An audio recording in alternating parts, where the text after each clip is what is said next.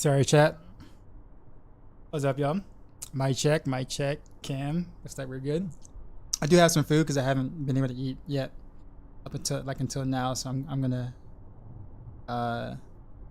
snack a little bit. But what is up, y'all? Oh, by the way, hotfix happened like about an hour and some change ago. Apparently, they fixed the Forgotten Souls issue, so now we're able to farm Forgotten Souls like for real now, which is actually kind of cool. And it's not just in one area now. Like now, like dungeon bosses drop them and those kind of things. So pretty nice. Can't wait to log on and actually like get some souls and actually do actual upgrades now. But also make some progress with the Heartseeker build too as well. It's feeling even better than, so we're gonna be blasting with that for a bit.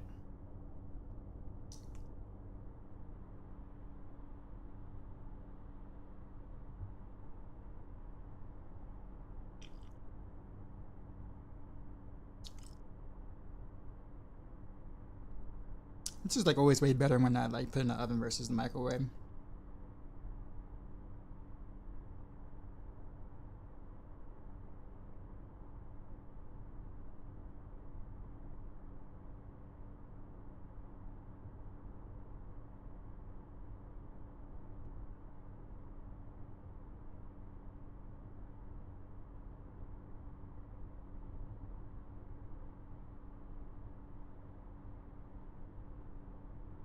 Oh, what?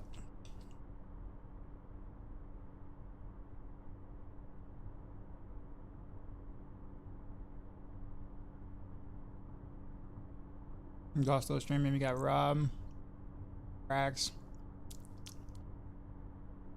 So many people in the category.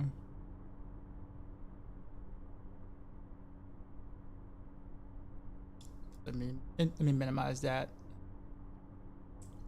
Get out of this too.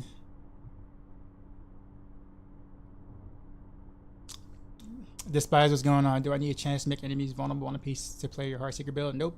Cold Clip does that for you because Cold Imbuement actually procs vulnerable. So the moment you have Cold Clip, you have vulnerable already. It's really convenient.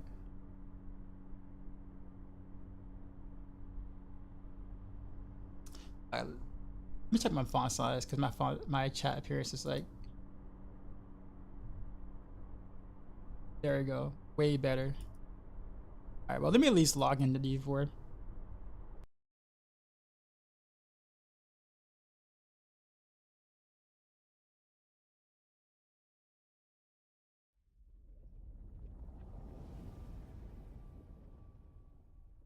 Oh really? D4 launched on my other monitor. Seriously? My bad, y'all.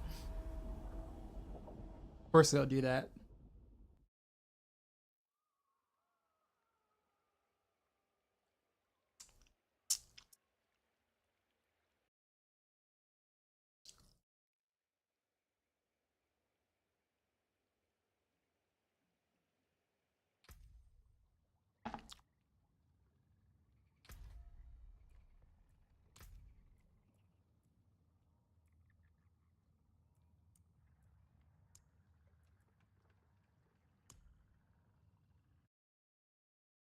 All right, we can fix that real quick. There we go.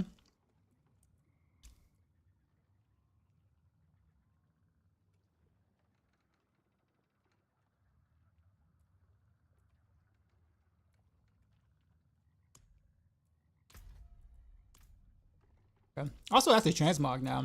Actually got a transmog going. Tiny Diablo. Peach, what's going on? Hey, can you do me a favor? Can you pin the hotfix for the Forgotten Souls top of the stream chat? There's a hotfix on the Battle.net forums. ADHD was going to ADHD. I like that. It took me like a second to catch on to what that was. ADHD. Cool name. Quick question: what's the offering required mean for this season for runes? So offering is like how much so offering is what's required to be able to proc the invocation runes. So like you need a certain amount of offering to proc a certain rune that's underneath that rune.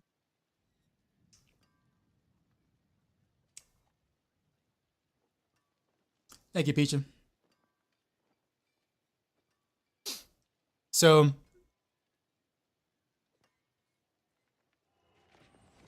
oh wow, the alert didn't go off. What?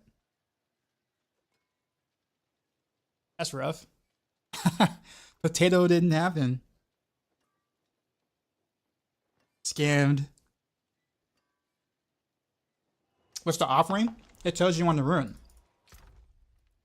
So let's say I go with the Bach rune. You gain 50 offering, but you have to travel 5 meters to gain 50 offering. Okay? So that's for the ritual rune. Now for the invocation rune, which is the bottom rune, let's say it's Tau, right? Let's say it's Tau rune, right?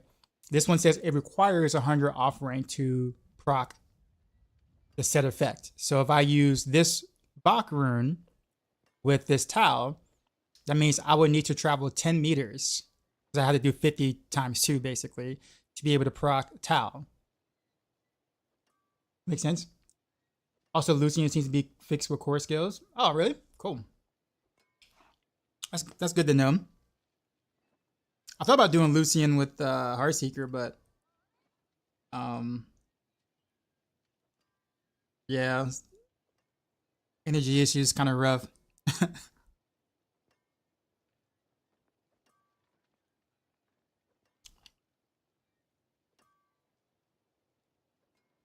Probably good with rapid fire though, because then I can actually proc second wind. I'll be able to spend enough resources. And then I can use the Pock rune to be able to actually, like, you know, spend or get a chunk of offering every time I cast rapid fire. I'd be fixed with basic aspect too.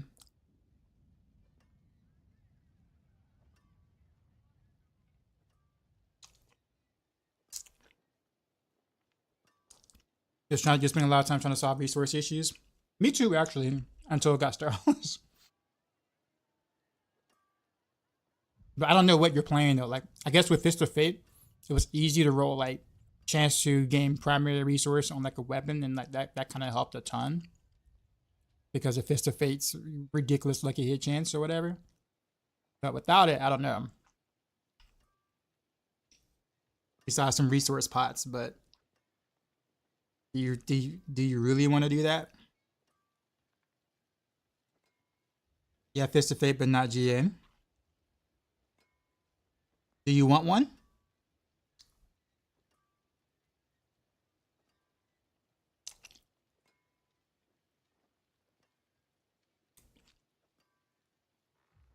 GA lucky hit, yeah.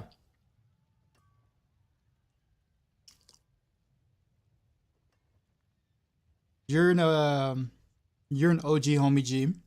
I don't mind. Yeah, I say the couple from when I was doing a bunch of boss runs with Rax and the crew. I was like, I'm probably gonna just give them away. So I got one here with 250 on it. And I got one here with 260 on it.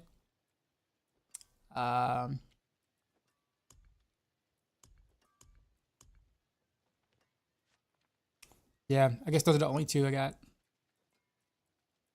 But yeah, whatever you want, man. Like you can grab this if you want.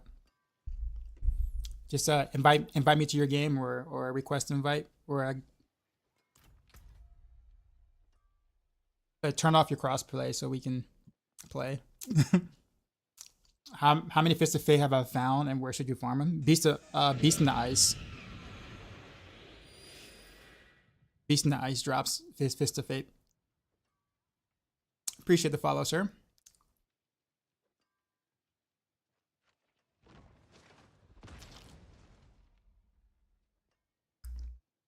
Jay's Horton said, "Yo, I'm just transitioning to your build now. Feels so much better than Dancing Knives." Dancing Knives requires, well, Dancing Knives It's definitely a learning curve.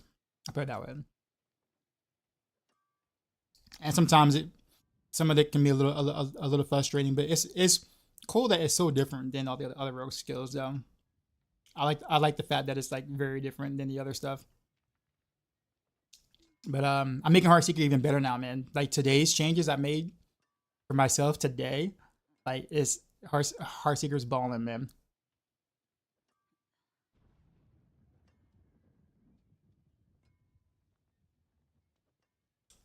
Yeah, Peach, invite me to your game.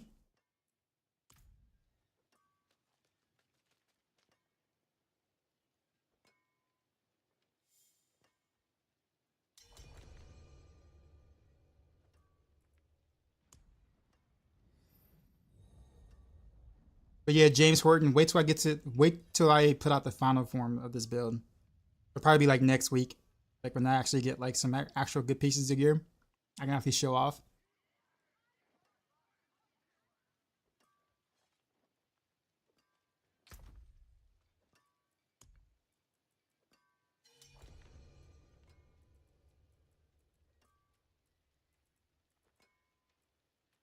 Where'd it go? Hold on. Where'd I put it?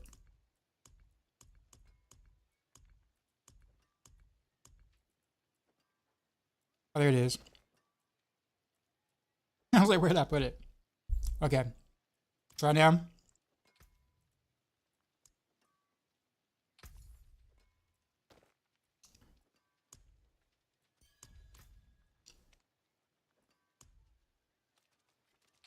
There you go. Have fun.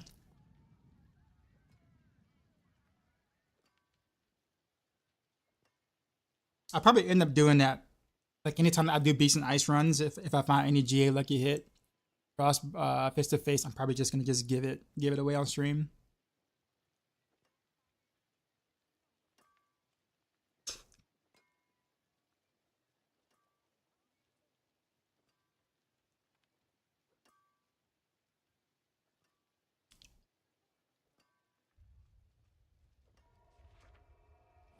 This is pretty good.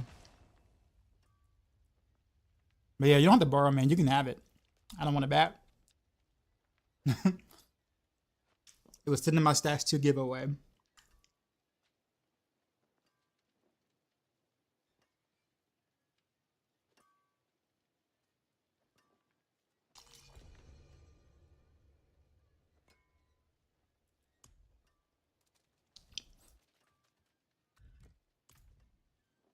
What am I eating?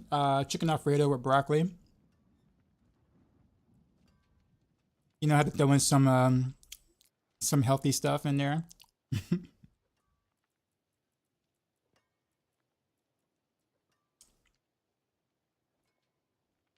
I really need to make this my second board, my fourth board instead of my fifth board, and like switch these around.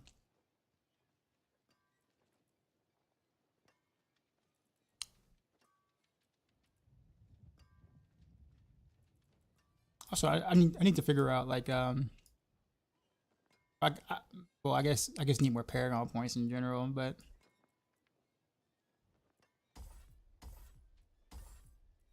like I need to just blast in front of horrors and pits.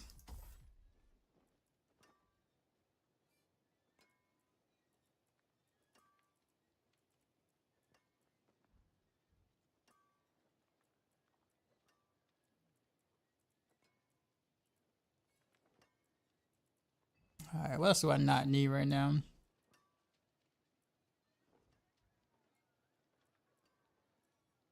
Technically, I really don't need this, but I mean, it's only 3 points, so it's okay.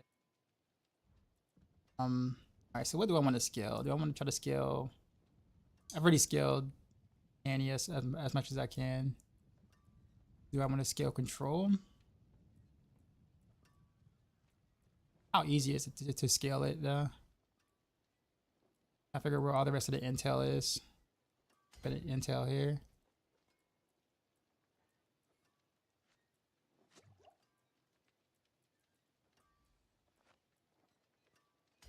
Intel node there. Might be it.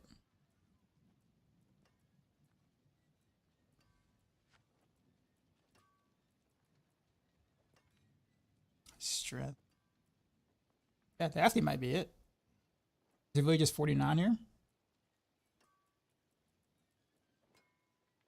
And I can go ahead and like jump and pick that up. Maybe pick this up real quick. Just for some extra additive damage, I guess.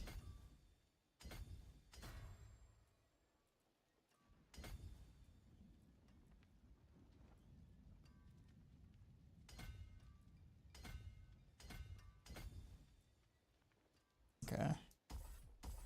I'm gonna do it. I'm gonna hate myself for doing that, but I'm gonna do it, and then I'll fix it later.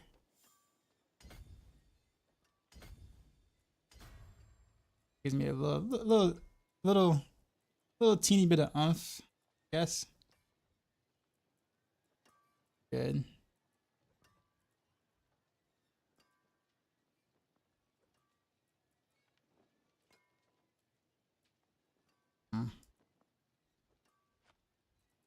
That's about all the stuff I can pick up. So, but I'll come back and pick this up because this is a really large damage reduction right there.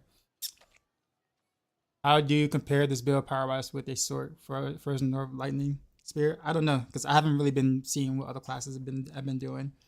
I haven't had time.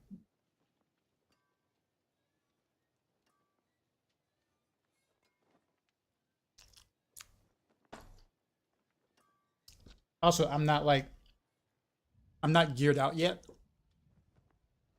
Missing a lot of master working. So I think somebody who might have played or blasted more than I have will technically just be stronger in general. No matter the build. What's different this time with Heartseeker? Well, today is different from yesterday. Now I got Work Ride and Decrepify in the build now in terms of runes. And I put I got rid of traps and put Dark Shroud on the bar. Now I don't know if I'm gonna keep Work Cry or not. Or the Rune or whatever, or am I gonna switch to Petrify? I haven't decided. But like Petrify is a lie saying it gives you crit damage because it doesn't. But what it does do is it procs your No Witness and it also resets your cooldown every time you proc Petrify. And I can proc Petrify like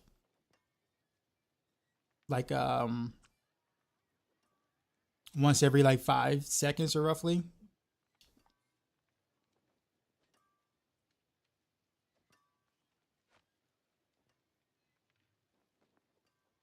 So I don't know if Work Cry is worth it over Petrify. I think Petrify would feel a lot better, but I think Work Cry might be just a bit more DPS since I can have it up 100% of the time.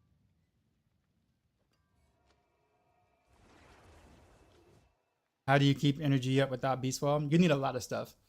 You need innervation ranks on all your jewelry pieces, so your ring, both rings and amulet.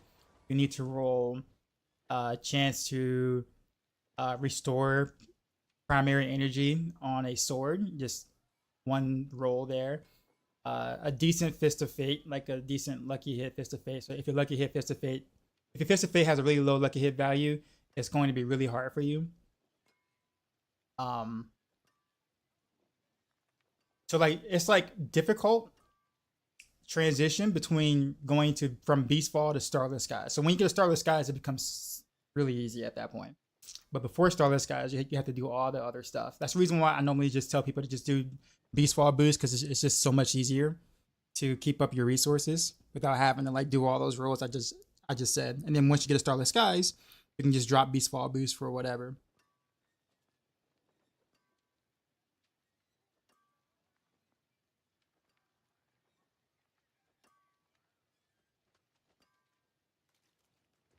Mika, what's up?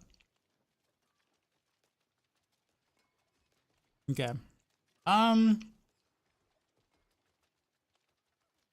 So what we do need to do is we need to switch mercenaries and rank up the other mercenary, because I only have that the Demon Child not max ranked. So I'm missing out on better bartering options.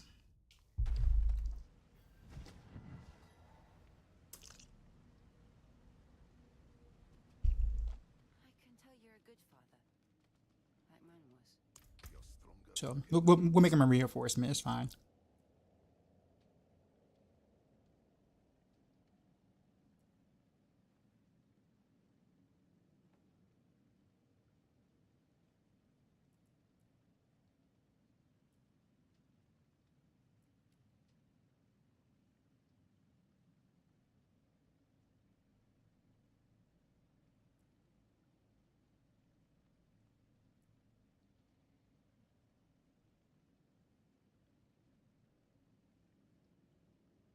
I never actually used this one. Mercenary iconic.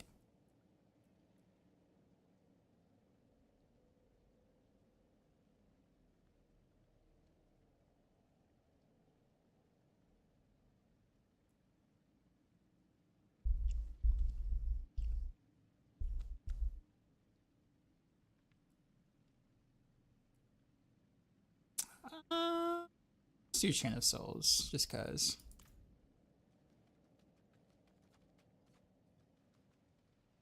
Been there, my struggle busting on your non-meta Spiritborn build, tempted to cave and switch to the Maxroll version. Like you like your skill set up better, but missing some power curve. What tournament are you on right now, Mika?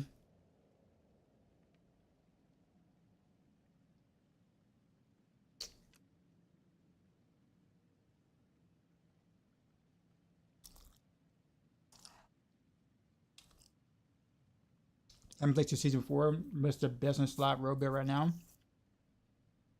Hard to say, but I think Dance of Knights is probably in the lead slightly.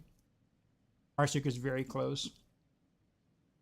Rapid Fire and Barrage might be really close too, but no one's played that yet, so I can't give a analysis on something I haven't played yet.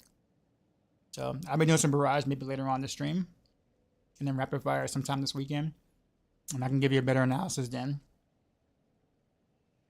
But there's been a lot of time spent on Dance of Knights because, of course, it's the new skill. And I spent a lot of time on Heartseeker. So, like, those are the two things I know for sure. Right? The others, you know, has very little play time across. But on paper, they should be good.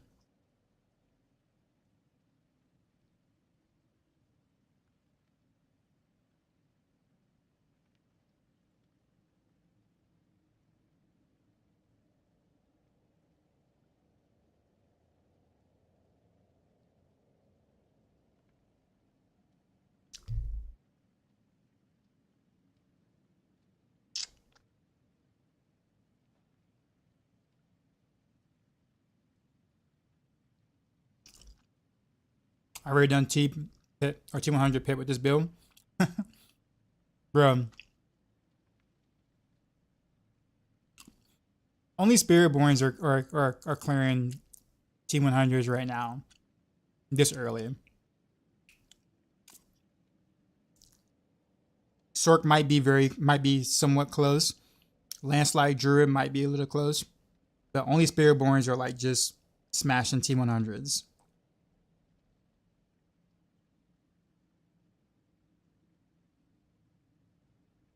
Like T100 is not the bar. Like people look at T100 and it's like, oh, that must be the bar for like what builds want to achieve easily. It's like, no, that's not the case because Spiritborn is just way stronger than all the other classes. Like top end Spiritborn is like stronger than anything else. So if you've been watching Spiritborn streams, then the expectations of what classes should be doing is extremely skewed. I'll put it that way.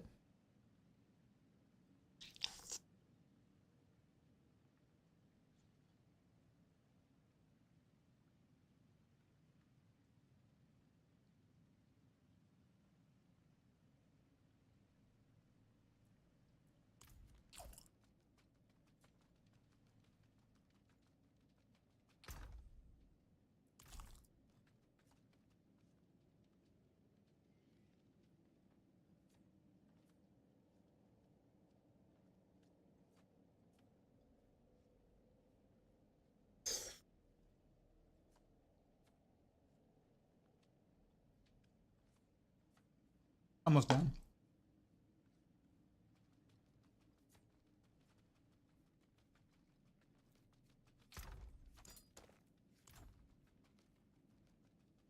Yeah, but I think I'm gonna do some Nightmare Dungeons first. Because I really do need the masterwork and mats too. Not just the Forgotten Souls. I know Helltide is like ridiculously good right now for that stuff with the hot picks. Kush, what's going on?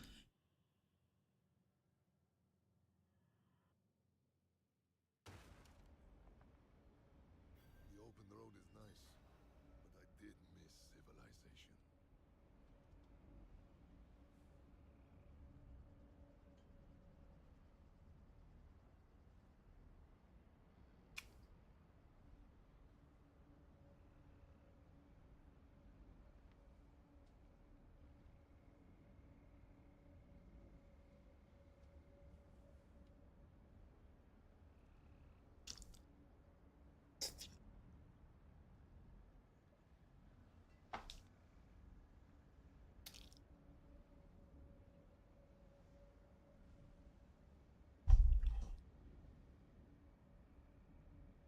All right, give me a sec.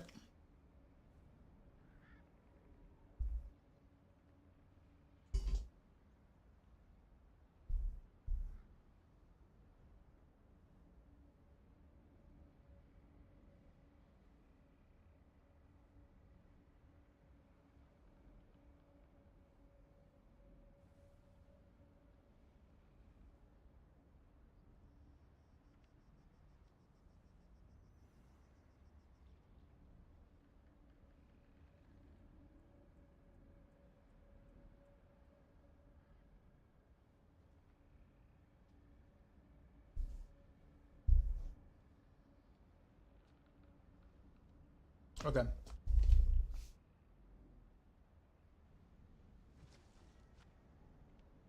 So deep playing Barrage, Rapid Fire, The Way, or Heartseeker. They should all kind of be on the relatively even playing field, honestly. You just kind of pick whichever one you like to play better.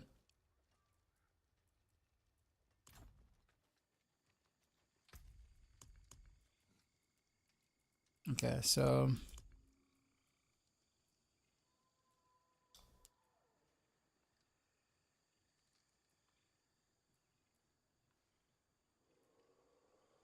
I wonder what the good opal is now. Is it still boss mass or is it materials now? Does materials actually drop the souls now? Like I read the thing, but like I didn't like fully comprehend what was being said. That's how you always gonna do content. Yeah, that's how I feel. But I'll be playing some Barrage this weekend as well as some Rapid Fire, so I'll have a better analysis of what they're doing. Full bad luck. Try again.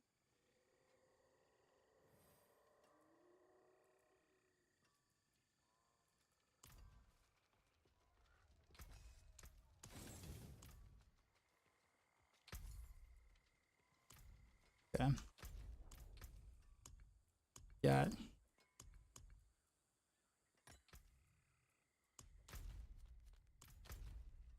Dopamine tunnels. Let's go.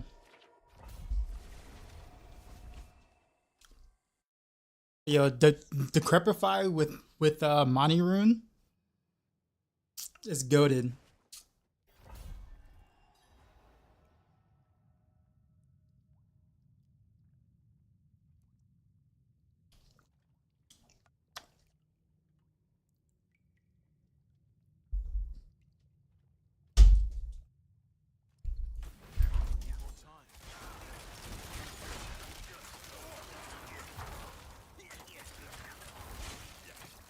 Well, I got some lag.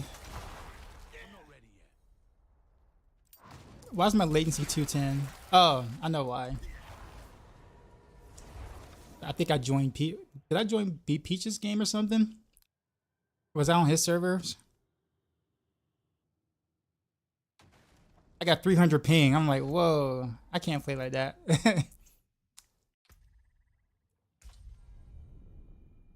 I was wondering. I'm like, bro, that feels so bad.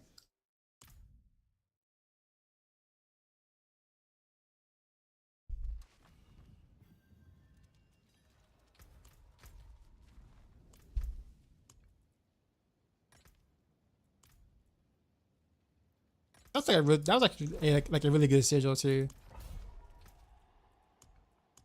And I lost my opal too, having to restart. After the hotfix, servers were so bad today.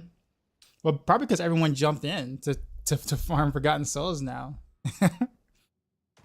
That's probably why.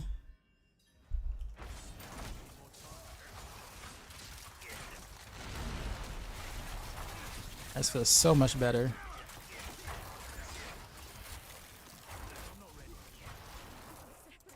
In the event? It is an event, okay.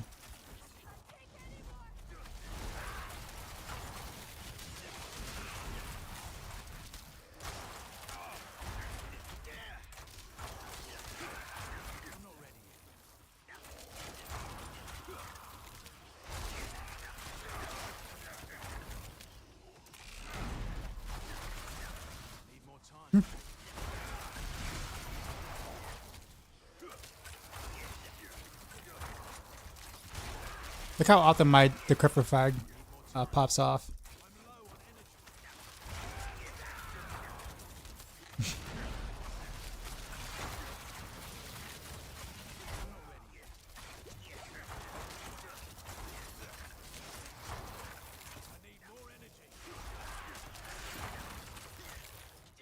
"17 waves."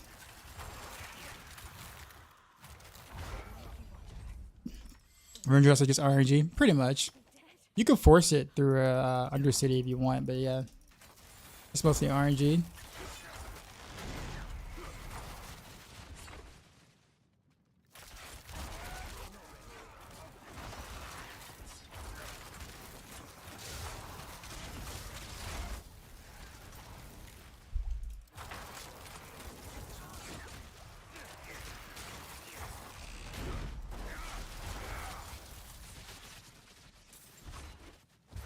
No!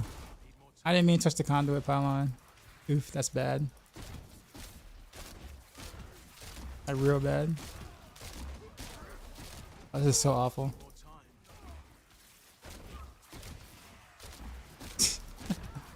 Why did I do this?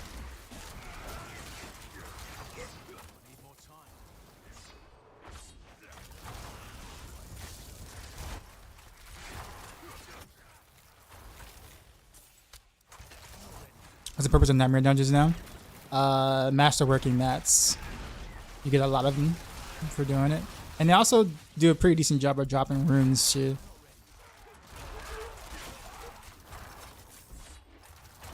But if you notice, you see a lot of masterworking mats dropping right on the ground. Like once every like couple of seconds when I'm killing. Wait, am I using different rune setup? Yeah. I'm still kind of in the experimenting phase right now of things.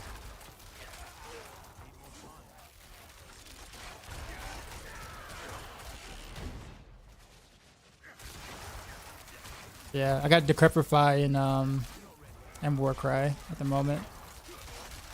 But I could proc Decrepify like really often to the point where Warcry is up permanently easily. I'm actually thinking about doing Petrify so I can get my cooldowns off like considerably faster. For example, let's do yeah, Yom. Let's see, Warcry is here, yeah, so what do Yom?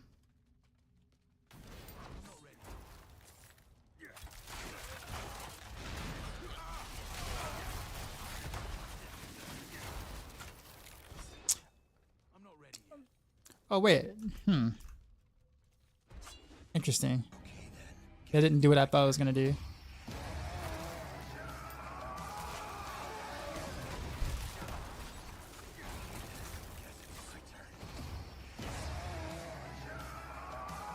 Okay, so it, you know, it still procs preparation, no witness or whatever. It doesn't reset my cooldowns actually. I actually thought I was going to do that since I have prep. Alright, well, back to Warcry then. I could actually do...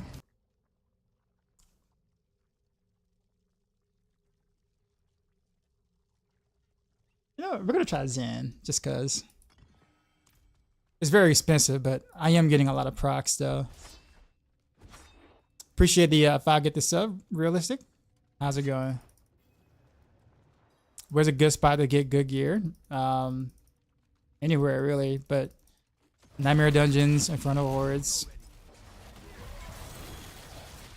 Like there isn't like a spot that just gives better GA gear, better quality gear per se. It's all kind of still RG, except for Infernal Hordes. Infernal Hordes actually does give like more GA items from the chest. But you can also customize your rewards in the Curious Undercity, but right now most people are not at the point where they can afford to do those kind of customizations to get very specific things they want. At least not yet.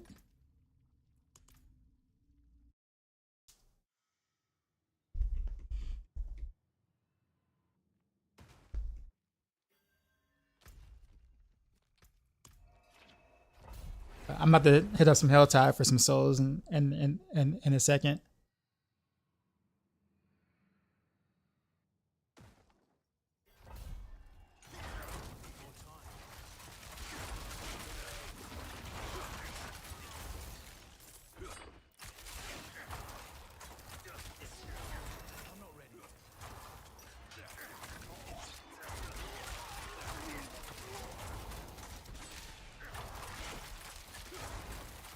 Saw a couple of overpower crits.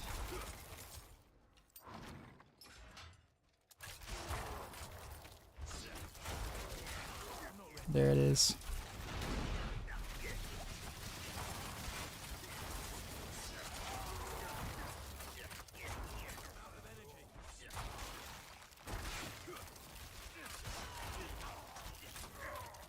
Yes, I'm out of energy because I can't ricochet. Stuff is dying too fast. I might have to go with a different rune just for Nightmare Dungeons now. That feels bad.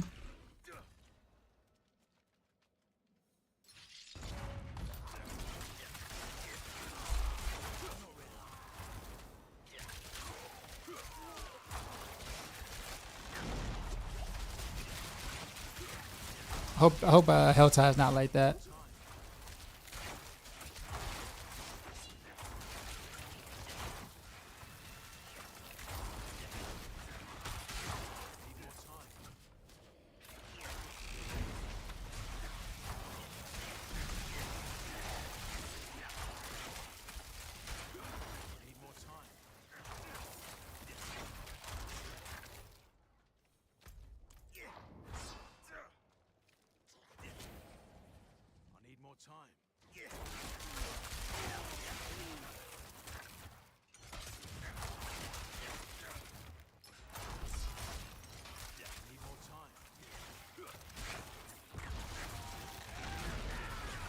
But yeah, I'm killing too fast to sustain my energy well.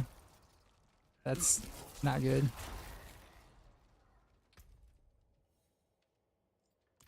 Alright, let's go back to the other rune.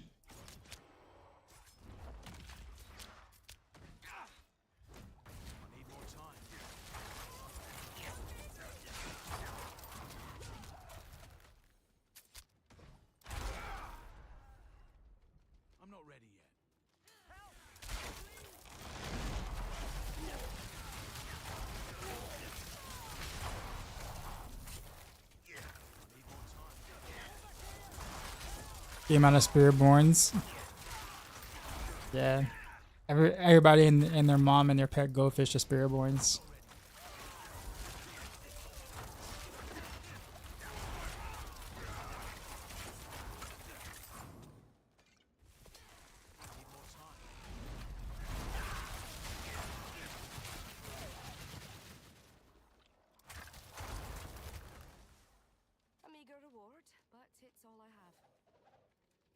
I like how the reward that they give me is potions. It's like, here, take this. You can use this.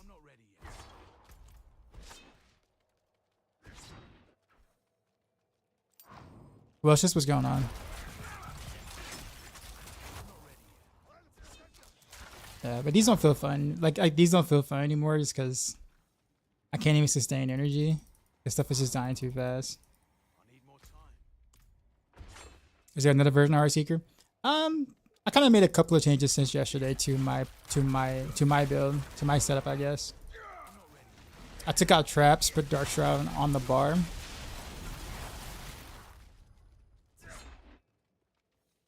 I'm running Decrepify and Warcry. Decrepify's... I've always known Decrepify to be good, but it's better than I remembered it was. I'll put it that way. I'm leveling as a Barrage. Is there anything you need to switch to Heartseeker? Yeah, it tells you in the guide. So like if you're leveling with Barrage, you can go and check out, like once you get to a certain point, there's like a little blue button that's like really large. You can kind of hit for in-game builds or whatever. Or you can just search for it. But like every in-game guide has a starting point. So what I would do if I were you is once you get to a certain level and in the leveling guide where it tells you to go look up an in-game guide, then go to the in-game guide and go to the starting progression build. So therefore you know what to look for. But if I tell you everything right now, like if I tell you all the things you need to switch to Heartseeker, you're not going to remember it. Because those are two different builds, right? So like, your gearing will be different. Yeah, that was uneventful. Got some nice working mass stuff from it. But we're not going to do that anymore. Also, what happened to my opals? Wait, did it just go away? Whatever, we'll do boss match summonings. How long is this hell tied up for?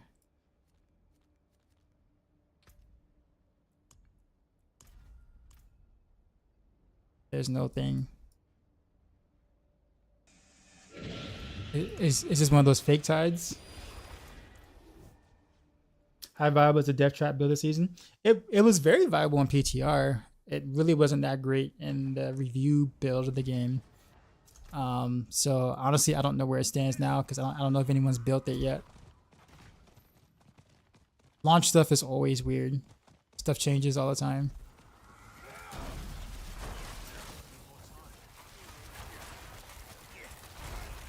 Oh, no wonder. Freaking Picha. I just realized something. I'm in freaking World Tier 3, no wonder.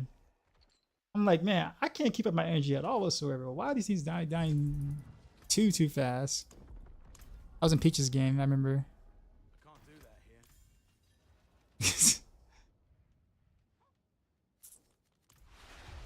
Alright. What I think about bargains, are they worth it? Yeah. You mean like the barter system stuff? Yeah. I mean, they're always worth it since they're free, pretty much. They're free in terms of just like, you know, you get the coinage and then you just go get stuff with that. It's just like another way to farm stuff.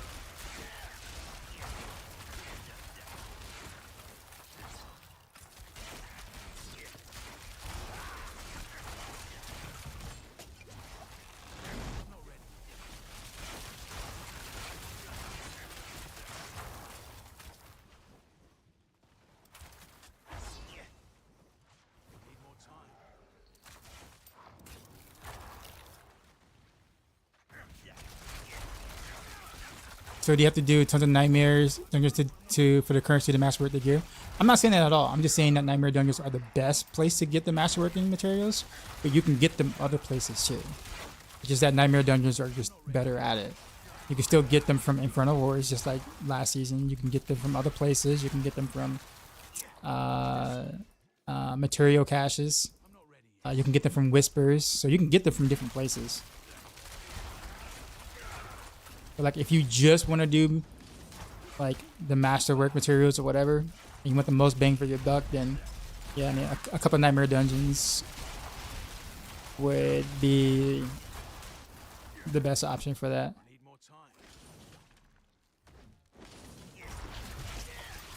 You got 3 trios, mice, and 5 runs. Very nice.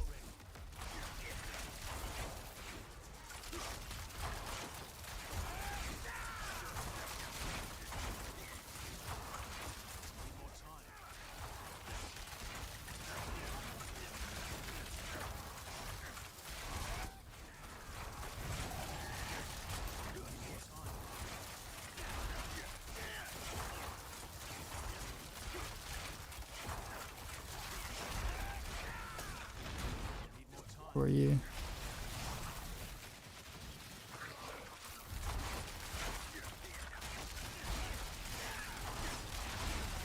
Now you can spectate the villain. Yeah, this is feeling pretty amazing, man. I'm proud of progress even in just one day, from like yesterday to today.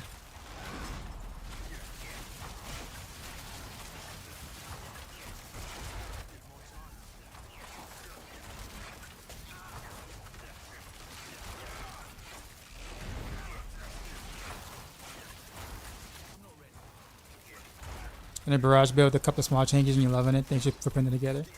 Oh man, thank you. Glad you like. I'm probably gonna be playing some Barrage either later this stream or early next stream. Now that I think I'm like kind of getting to the final stages of getting Heartseeker situated.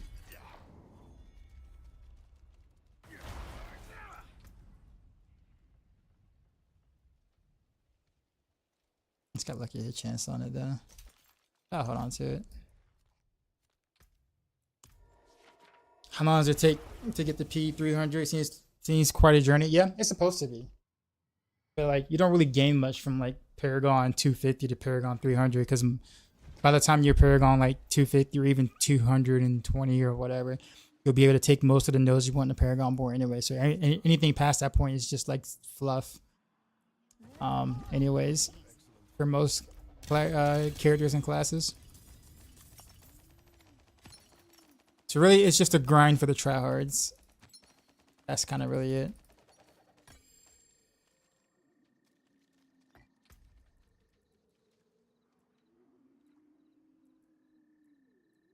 All these amulets suck.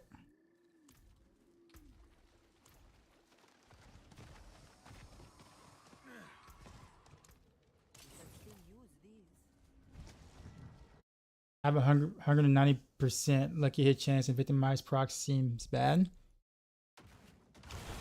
What do you mean by seems bad? Can you give me an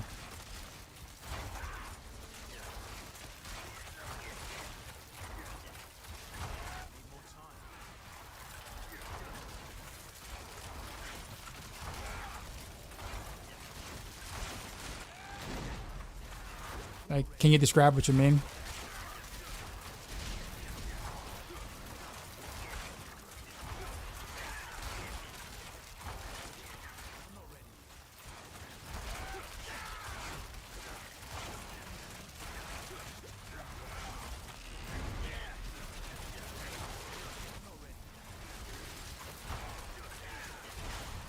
You don't see many explosions? Well, that's normal, because they added an ICD, like an internal cooldown. I don't know whose build you were following, but generally speaking, that should have been mentioned in the guide. But yeah, it has an internal cooldown now of 0.5 seconds, so it won't proc more than twice a second now, at most. But you get all the damage backloaded. So like if you would normally proc a bunch of times in that 0.5 seconds or whatever, then you'll just get one big explosion versus a bunch of tiny explosions, if that makes sense.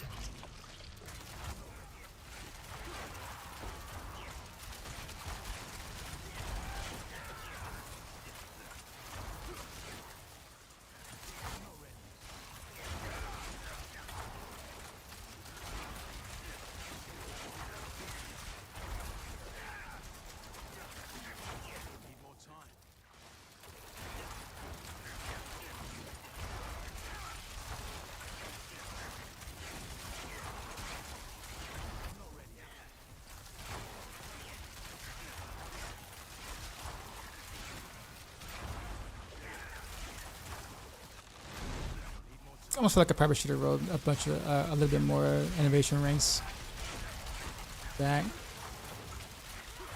especially in scenarios like this where it's hard for me to like sustain without this best in slot gear, or almost. No one has best in slot gear yet. No one is 12/12 masterwork. Masterwork crit in all the right places. Every piece of gear done. Like, no one is there yet. This is like day what, 4? Day 5? And we were bottlenecked by souls, Forgotten Souls. So they just put a hot fix out where now we can actually farm Forgotten Souls, so now we can actually kind of really masterwork somewhat correctly.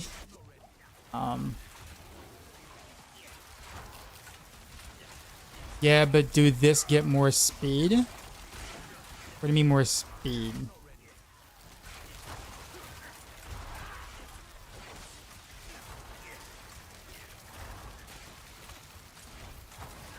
Huey rank 1. I have no idea what you're talking about, sir. I'm trying to follow, but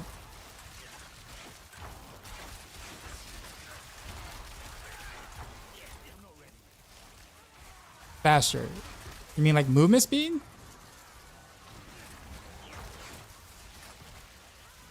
I mean, once you're at 200%, you're capped. You can't like technically you can't move faster.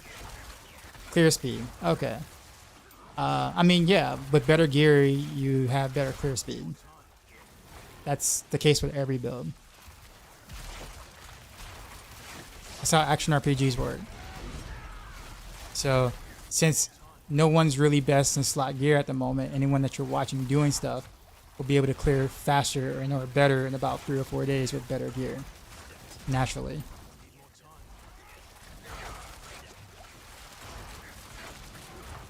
And then, of course, even better than that later on as they keep playing. Is Heartseeker better or Blade Dance? I say they're really close, but Dance of Knives can deal damage while on the move, so it's a better speed farmer.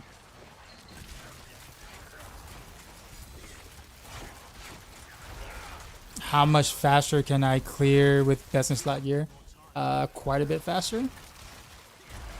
I don't know if there's a metric, but yes, quite a bit faster. I'm in Helltide right now, so like you can't really. I don't know what you can. You can't really base anything off of what I'm doing right now here.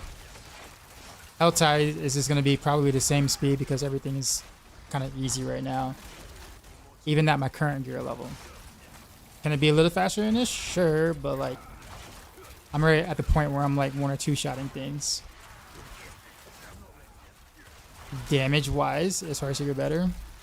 I think it scales a little better, but only because of density. Like if you got a bunch of mobs around and they victimize explosion, it scales like quadratically. It's like insane. But I mean, if you're just looking for a build to play, man, like play whatever you think you're gonna have more fun playing. Like you can't go wrong with either setup.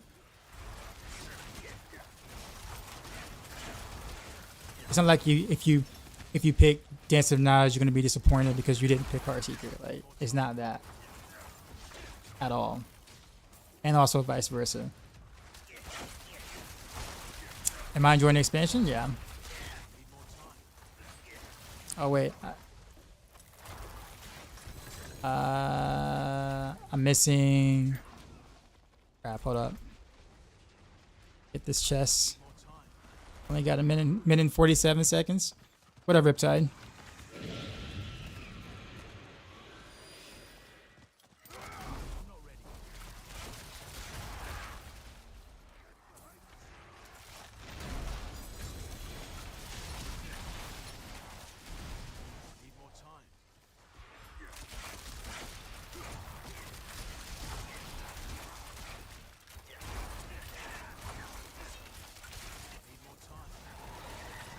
So I do wonder how they're gonna approach fixing the servers, or I guess fixing the servers, but what they're gonna do to builds that are, well, screwing up the servers, because they even like put an ICD on Victimize and also Andarios because of the server issues, right?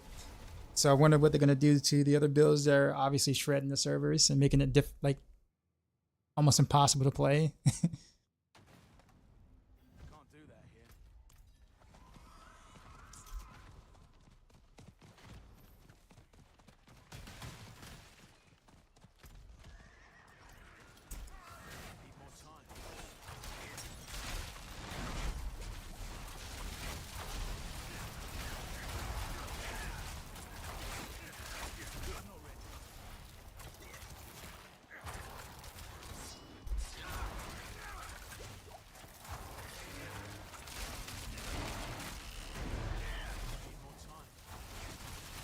I'm not gonna make it, y'all. I'm not gonna make it.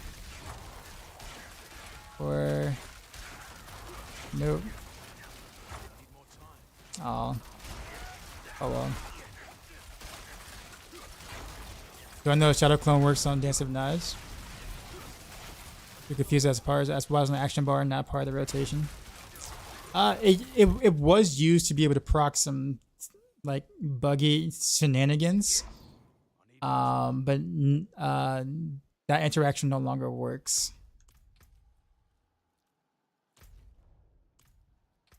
What did Crafty message me for? How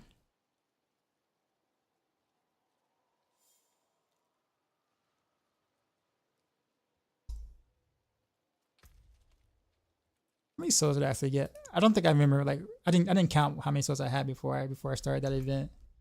I probably should have. Okay, and there are no bosses to get here. I can do an Andorios real quick for a Whisper. Am I enjoying the expansion? I am. Content is pretty good. Is there any real rogue build that's close to how strong Spiritborn is? There are no classes with any builds that are strong to or as strong as Spiritborn is. Spiritborn is on just a different tier period on versus any other class in the game. I think Necro is probably the closest, but even then, like Necros doesn't feel nearly as good as Spiritborn, even if they do have some pretty high damage output builds. So the answer is no classes there. I need more time.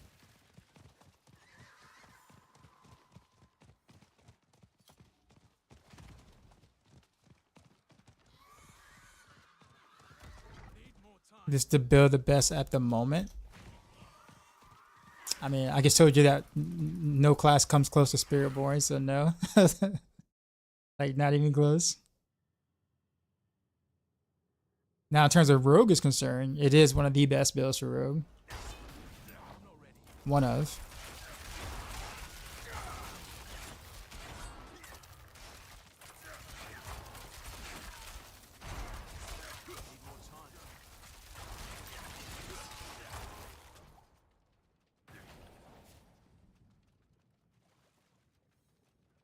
Lucas can appear inside Seething Realm. Really? In one of the portals? That's hilarious.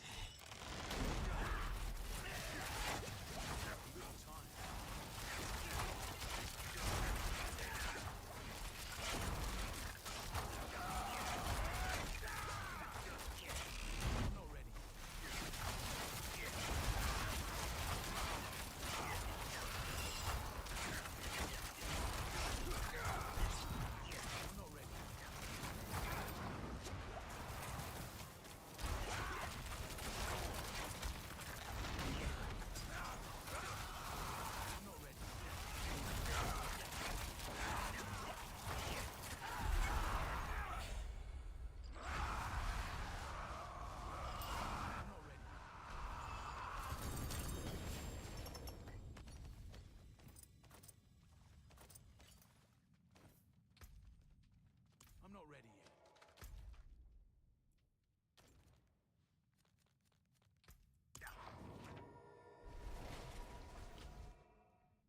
I'm playing Dance of Knives.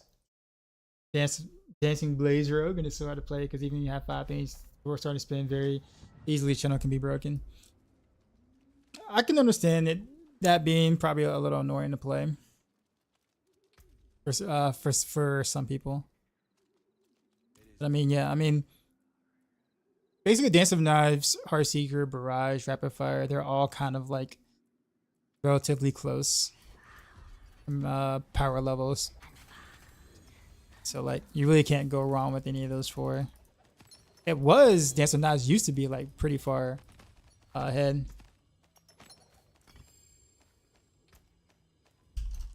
Before the bugs got fixed. Before some of the bugs got fixed. My bags are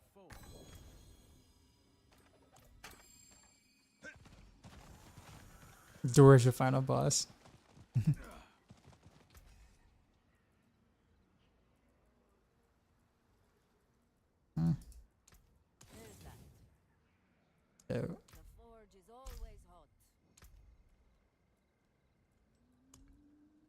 Wow, yeah, that's a lot of Forgotten Souls I just got. Yeah, log in. Why do I show on action bar? Is the aspect to get it without active not a thing anymore? It is. I'm just experimenting. And right now, I'm choosing to experiment with having it on the bar and then just picking up a different damage aspect. Because I don't really get hit often, so like, I think the cooldown doesn't really bother me as much.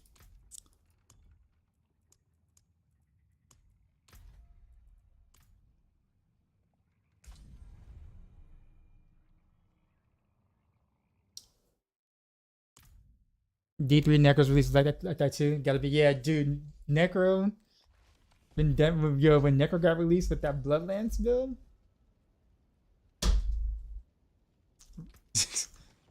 I mean, it was like that for like almost a year, man. Year and a half. It was like incredibly OP.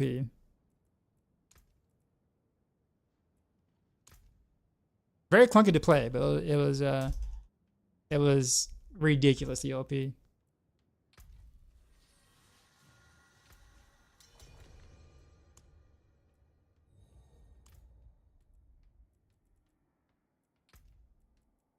Like I'm missing ashes. Like I didn't actually click on all of them. Pretty sure. Yeah, I didn't click on this one. I got that one. That one. And there's one more. No, this 3. Okay.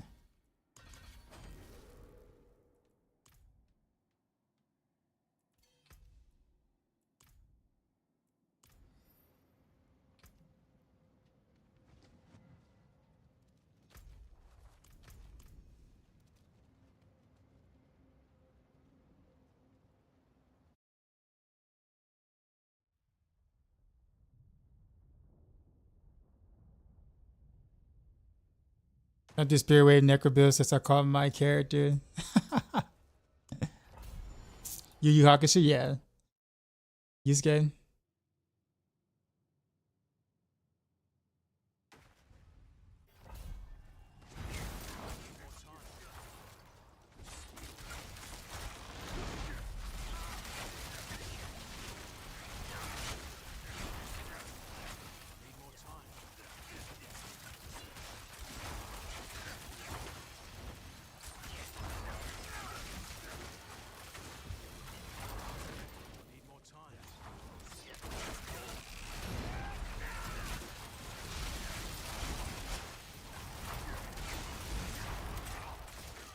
Oh, my elixir is not popping. Hold on.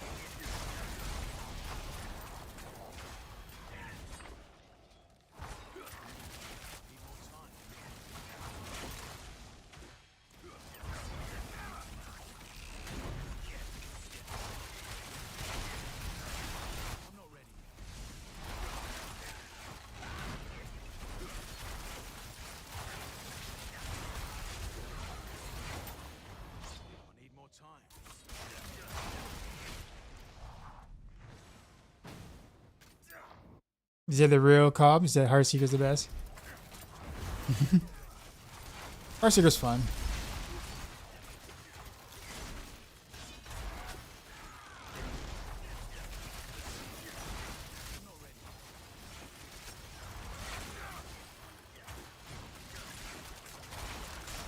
We should split farm, Crafty. We shouldn't be tackling the same areas or whatever.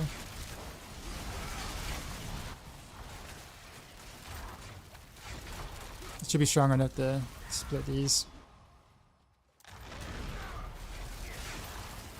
And we can kind of skip all the whatchamacallits, like the timer bosses. Like We don't really need to kill them. Unless you just want the XP. I mean, they're great for XP.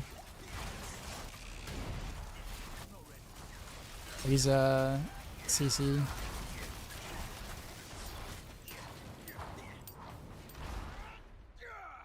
What was that? Yeah, what was all that? All those Tyrio's mice proc?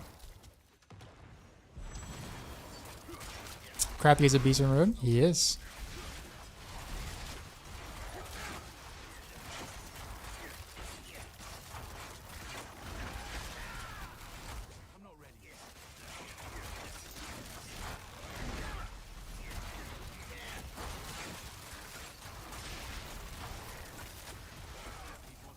Yeah, my sun alerts aren't working for some reason. I don't know why. Your damage is beasting. Yeah, it's getting there. My Heartseeker's pumping. Nice to kind of see like some, you know, a billion hit procs every now and then. I'm not even fully built around Victimize.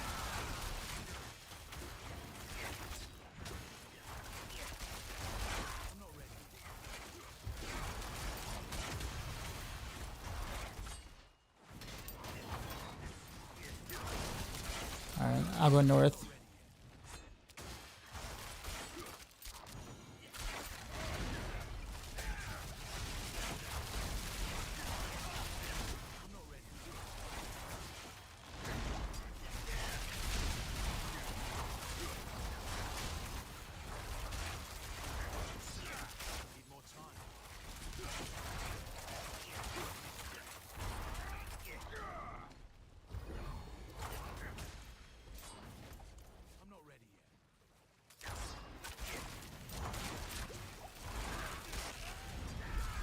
But yeah, Crafty, after floor 1, we just kind of want to skip like the timer mobs, like the mobs that give time, and just go straight for the beacons. Because we don't really need the timer mobs. We're never gonna run out of time. We're gonna have way more time than we need. This is hybrid damage. Yeah, pretty much. Like the actual Heartseekers themselves actually like put out a decent amount of damage.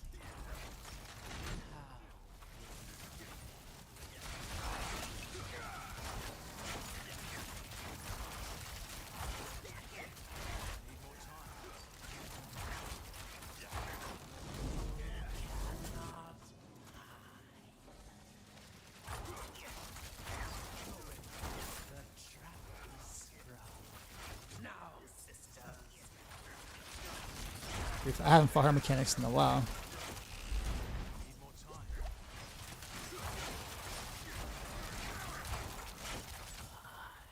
Yeah, but on paper though, like see, on paper, it's better to build around just pure Victimize itself on paper.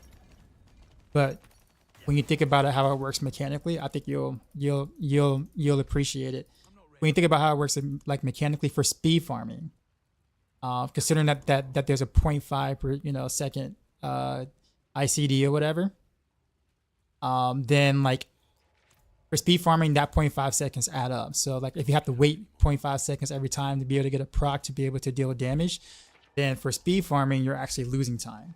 So if your Heartseekers can actually kill before that ICD happens, or doesn't need that ICD, then you're actually speed farming faster. And so for T4 content and even speed content, that's always the case. Now, of course, when I'm pushing, different story. Like if I'm pushing, then of course I go straight Victimize procs or whatever, just because you want that burst damage. But most of the time for speed farming, it's actually kind of overkill. So you actually want like the Heartseekers to actually kind of, I mean, you're getting 8 Heartseekers per Victimize proc. If that makes sense. So like if you have all those 8 Heartseekers actually dealing some damage per 1 Victimized proc, it actually adds up.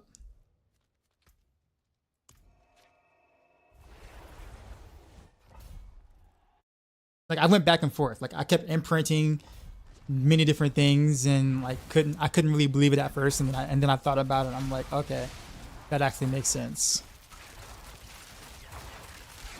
That's why you see things die before like Victimized procs kind of go off.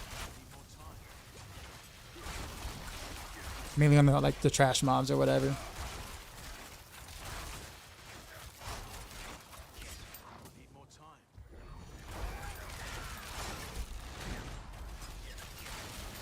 But you can only do it on Heartseeker though. Like you can't do it on like, you know, other setups just because there aren't any like really good multipliers for other core skills to kind of do something like that. But Moonrise adaptability, obviously Shard of Varathio, like those are just insane multipliers for a basic attack.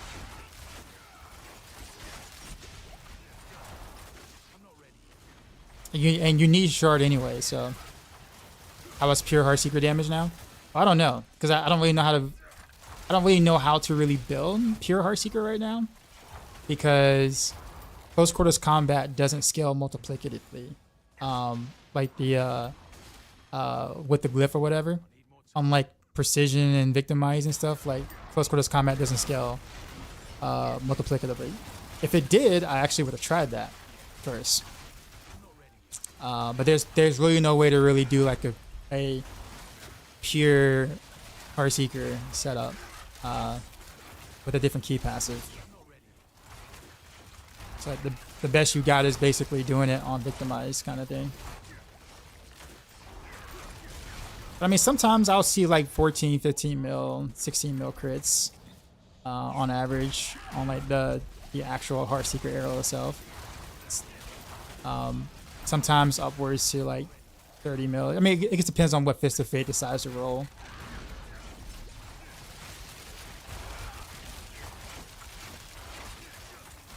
But the part I like about that is that all that damage, like Heartseeker's direct damage, most of that is unconditional. So when the mobs are actually like CC immune or whatever, I don't care as much, because then the Heartseeker itself is actually kind of still pumping a little bit, even though like they're unstoppable or whatever.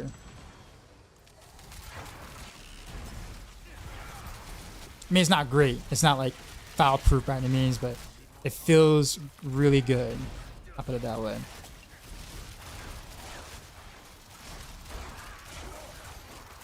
Yeah. See, like, yeah, there's a couple of 32 mil, 40 mil like Heartseeker hits.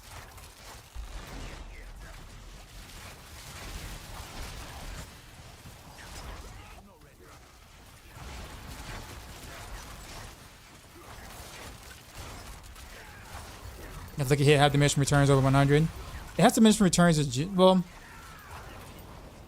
Let me rephrase that. So lucky hit is a chance to proc something. So just because you reach 100% lucky hit on a skill does not mean you have a 100% chance to proc whatever it is you're trying to proc with that skill. So like, let's say your Heartseeker has 100% lucky hit chance, right? Well, and Victimize has 50% chance to proc or whatever. That means that you can only proc Victimize 50% of the time, even though your your Heartseeker has 100% chance to proc, because the proc itself is not 100%, even though your Heartseeker might be. Does that make sense? The only way that you can proc something 100% of the time is if the proc itself is 100% lucky hit chance, and or you have enough lucky hit chance to offset the smaller value of the lucky hit chance proc. So for instance, for Heartseeker, right, in order for you to proc Victimize every time, every arrow, you need 300% lucky hit chance to do it. And you can actually do it. It's actually possible to proc Victimize every hit. Insanely good gear though, but it's possible. But you need Subo. You need Subo Mercenary to do it though.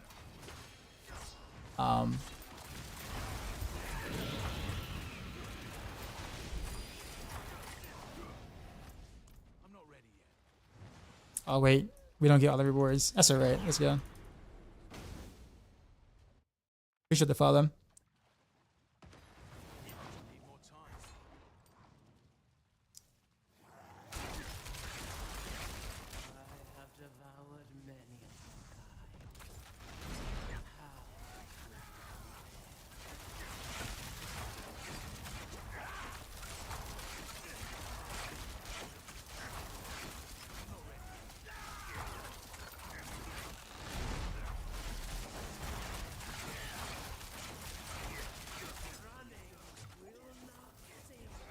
So is your build relying on victimized for damage only? No.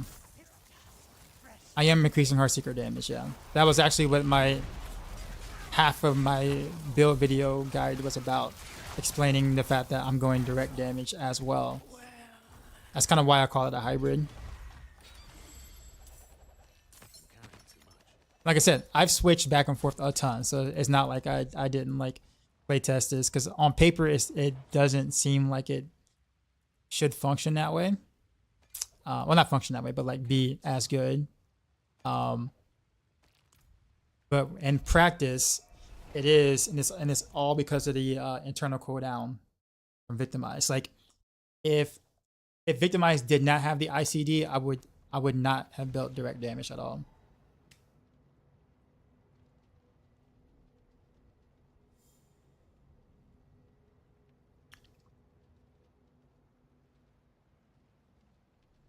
How do you get the Citadel cosmetics? I'm thinking you have to do the Citadel. That's my assumption. I don't know. I haven't actually done the Citadel yet on the live version of the game.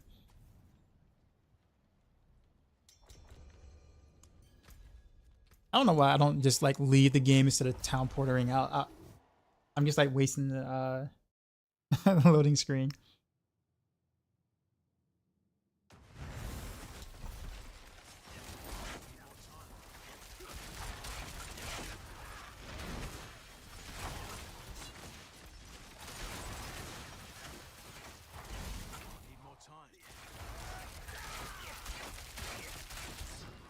My ultimate's on cooldown. Doesn't feel good. There we go.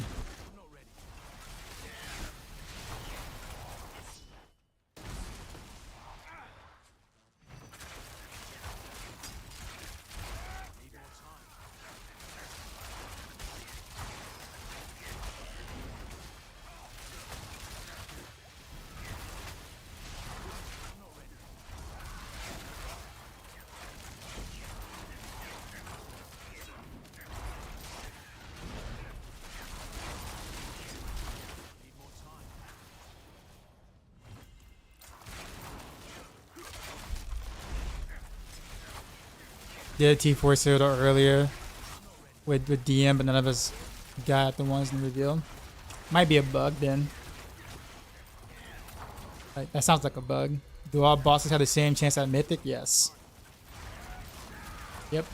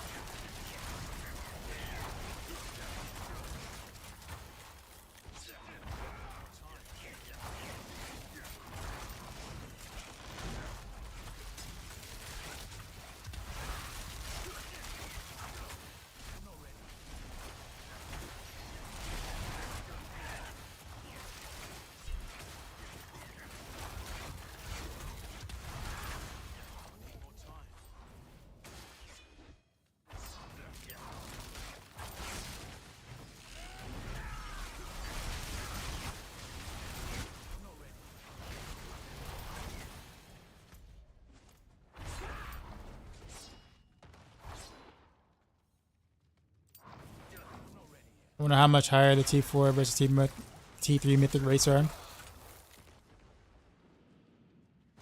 I mean, the difference isn't really that much. I mean, it's really not that much higher.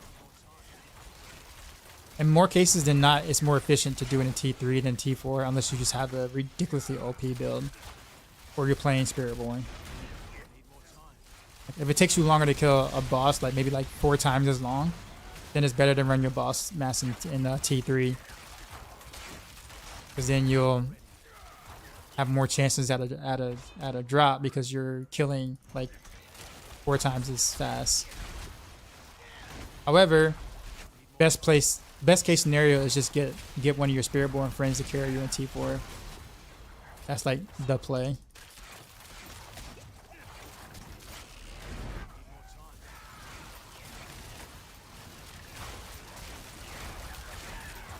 You're the Spiritborn. Oh well then, yeah, you're probably well. Actually, what build are you playing?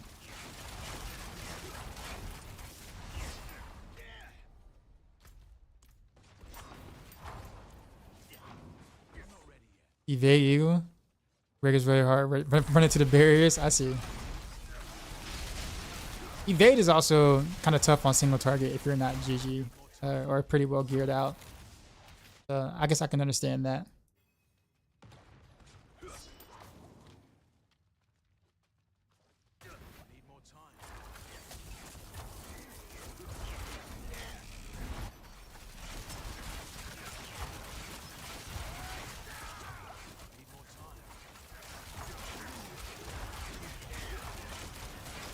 Evade is rough for anything with traps and mechanics. I mean, I guess that's a small trade-off. I mean, I'd take the trade-off for as much damage that it actually puts out. I mean, it's insane. I'd be alright with that minor inconvenience. Relative.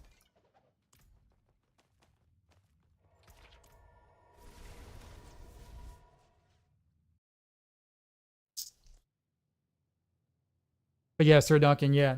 What Gavin says, Rakanov boost or Yin's blessings is very good to help cap resistances early.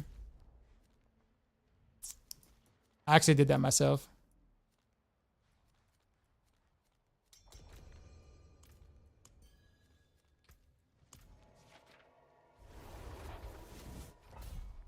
Rack does help a lot, but Tyrios is the real solution. I mean, yeah, but what I'm saying is that, like, until you get a Tyrios, I mean, Rakanov is a really good step. But in T4, I mean, you might need like one more all-res roll or something, and then you're fine. Granted, like, you pick up whatever you can to pair it on board. Thoughts on Dance with Knives? Good skill. A lot of fun. Reminds me of Demon Hunter God 6 build. Spin the win. It's got a lot of snapshotting mechanics. You either love it or hate it. Kind of thing.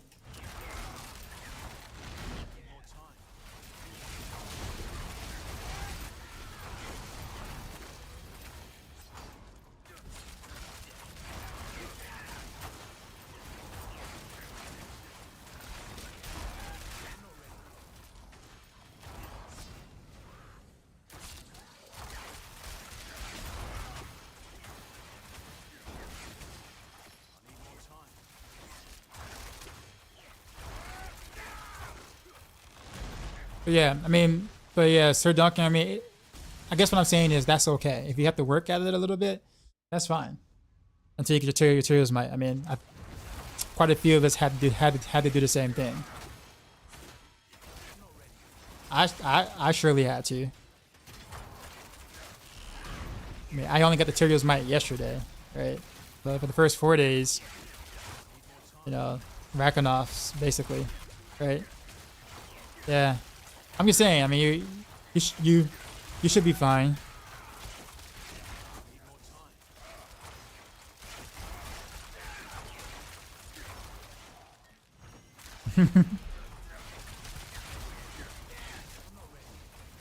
Oof, a 200% roll, Fist of Fate. That's rough.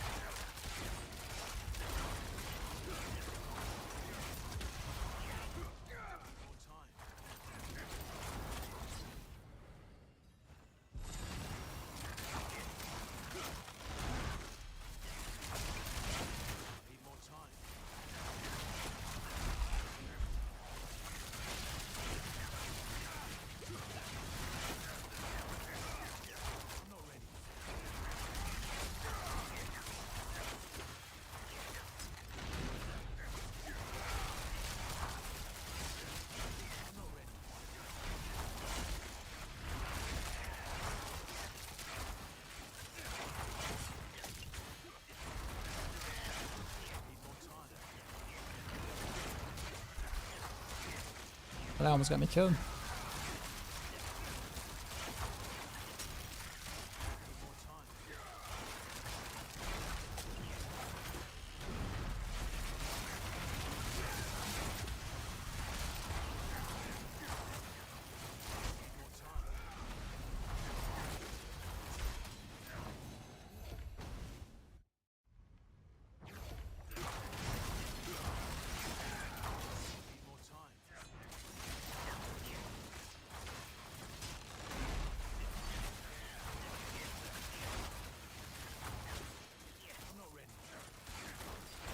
I'll kill him. Even if he's got a...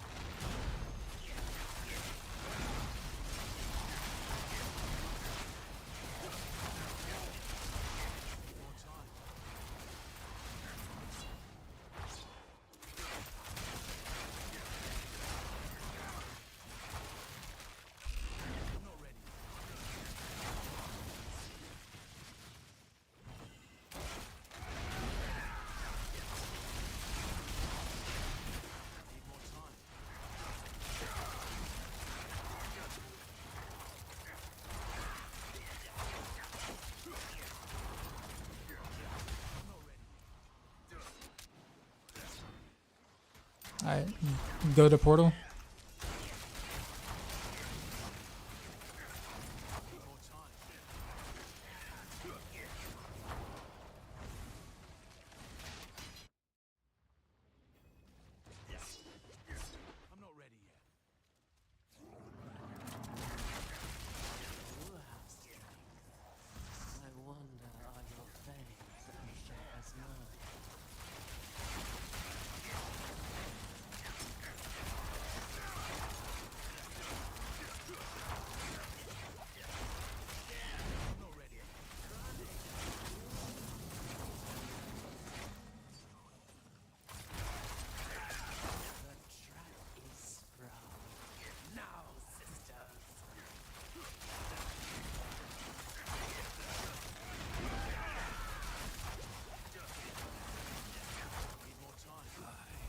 Is torment difficult no matter when it comes to mythic drop rate on torment bosses?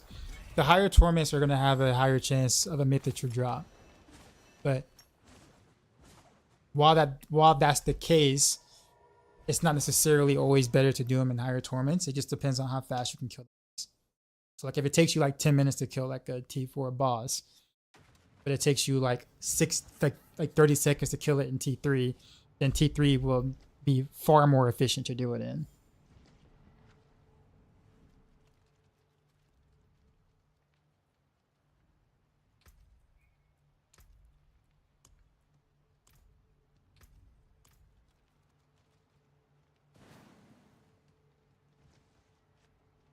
Yeah, 2 more.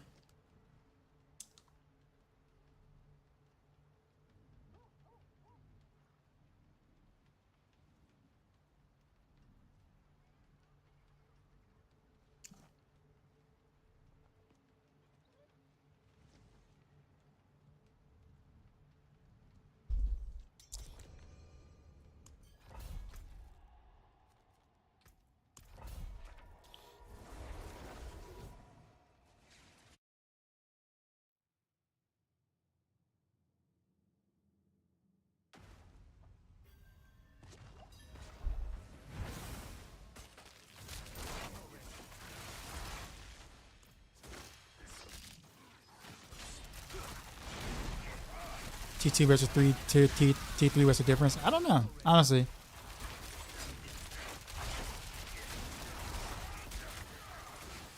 It might be like the tier that you got the whatever tribute on or whatever, like when it dropped. I don't know.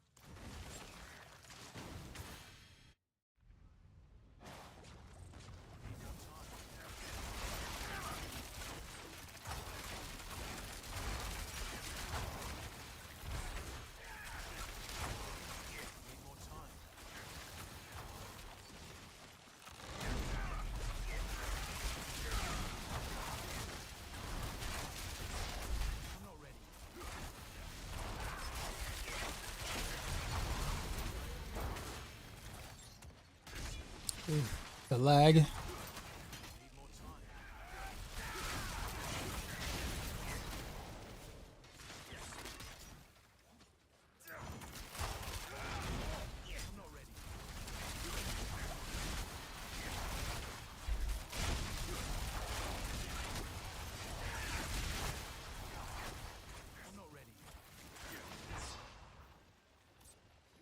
Wait, how did that moss spawn way out there? There we go.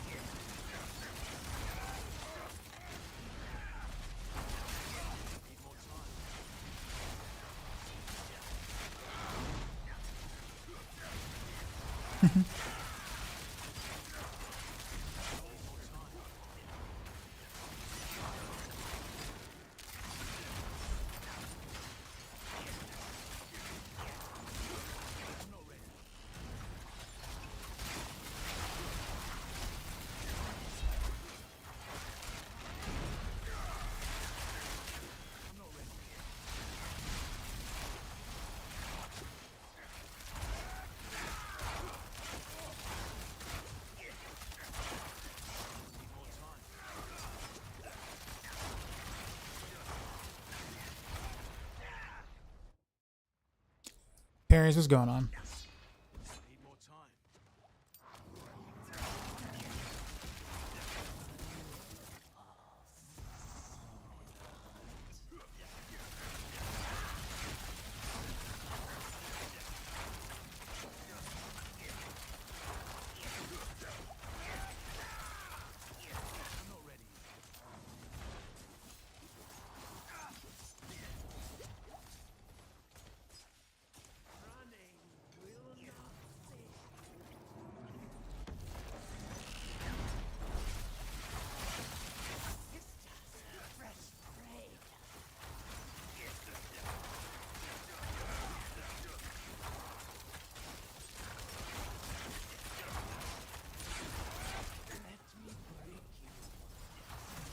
He's like hugging the walls, like eating my projectiles.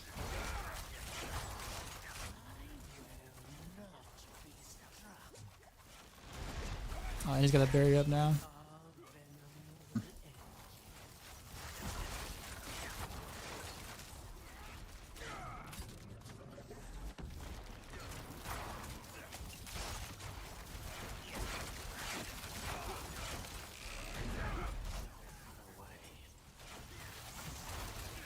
This is gonna take a while because that barrier.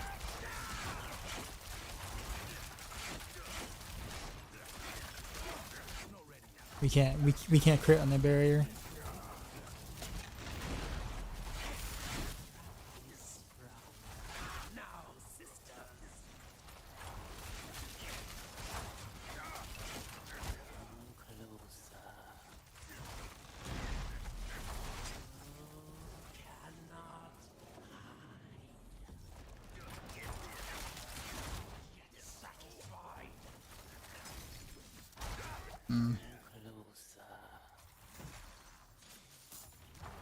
Get a barrier up.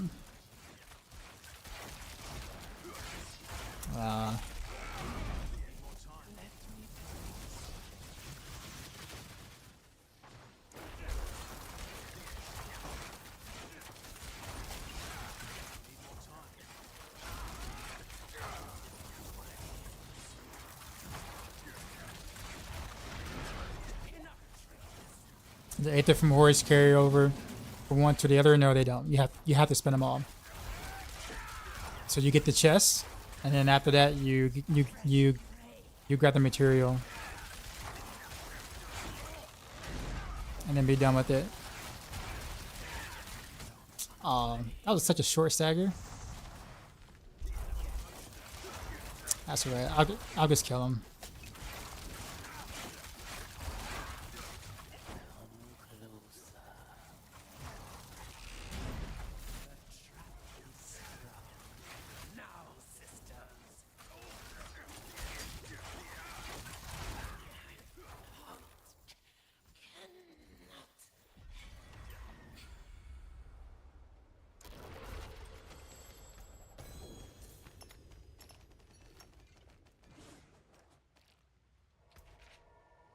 I might have to start putting my mats in the stash.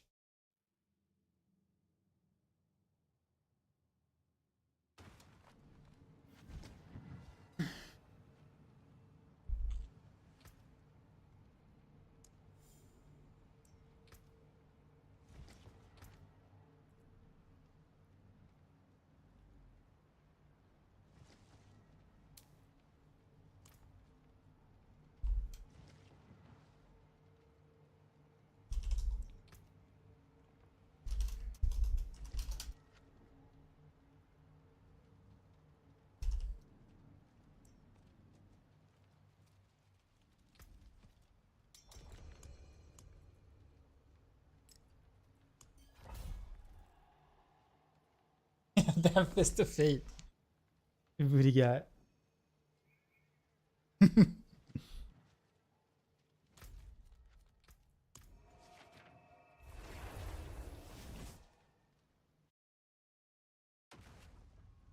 Yeah, you found a fun. You're not sure how you opened it. Like, there's infernal horde keys like that, just like these. The compass. Just like Nightmare Dungeons. Once you do that, it shows up as a little X in the map, and then you just port to it, or rather more a circle.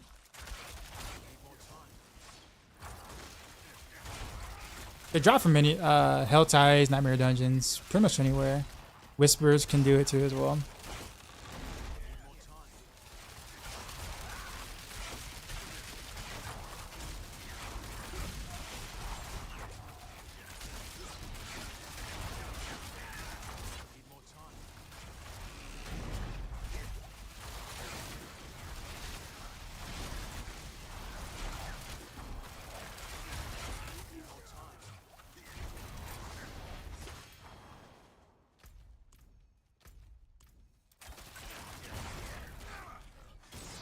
Skipping all these.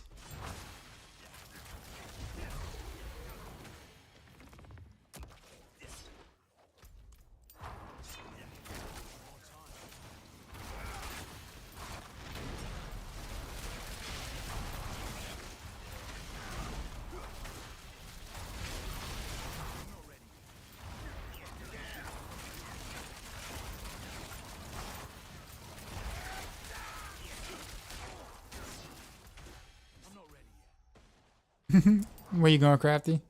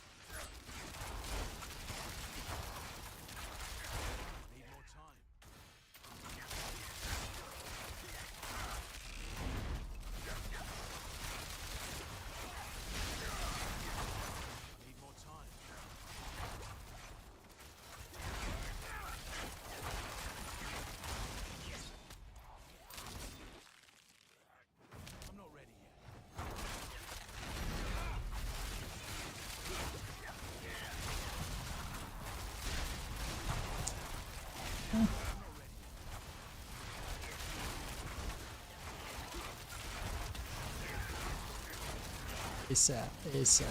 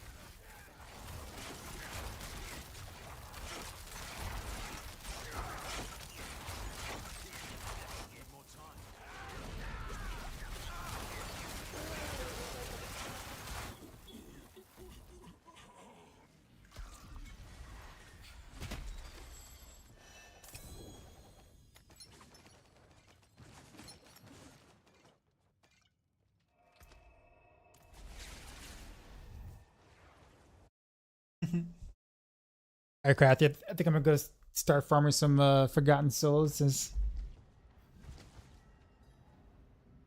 That's pretty much what everyone's doing right now since the hot fix. Actually, how many Forgotten Souls have I gotten through in any of those? Probably like nothing, none. Let's see. Some, like 40. Gonna burn some hearts. Alright, man. Did you get lost some bosses? I'll join you. I'll join you. Where the souls from? Anywhere now. Bosses, Helltide, Nightmare Dungeons.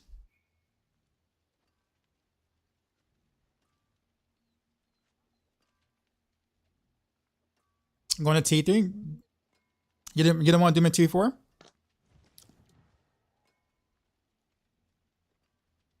Usually it takes me a stagger and a half, maybe, to kill to kill bosses. Well, it just depends on whether his shield is up or not. That's the big thing. Like if his shield is up, if his barrier is up, that's. I mean, we could try. Let's try T4 once.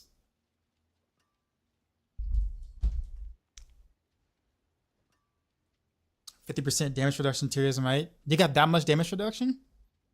You got a GA?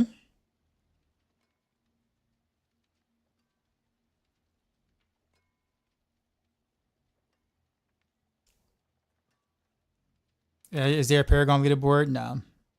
Nope.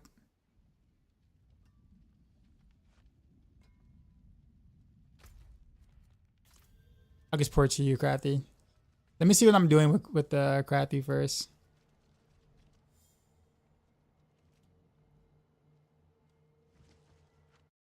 Like I'm not like strong enough to carry like a 4-man group or anything. Now on T4. Do you know if you have a different drop rate between T3 and T4? Which, well, yeah, of course they do. But it's just it takes longer to kill on T4, so it's generally speaking not efficient to do so unless your character is just absolutely cracked.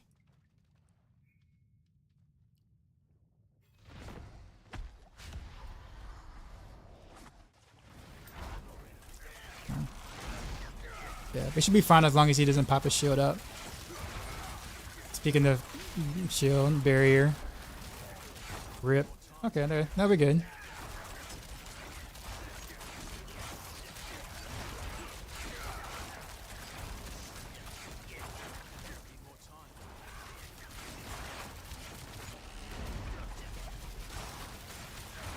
Okay. I did enough damage to pop off his barrier, but that still eats into my whatchamacallit, my stagger. So it's like I'd rather for him not to be in barrier mode when he's staggered, but he's probably going to be. Get him before he goes into barrier. Oh, really? Rough. And he stayed in it this time. Gosh darn it, Vershawn.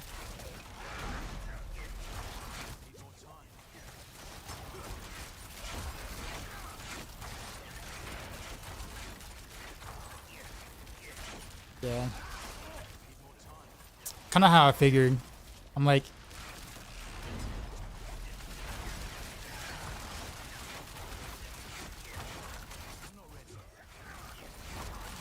yeah, see, if he got staggered like that, any other phases? He's against the wall. Pull him away.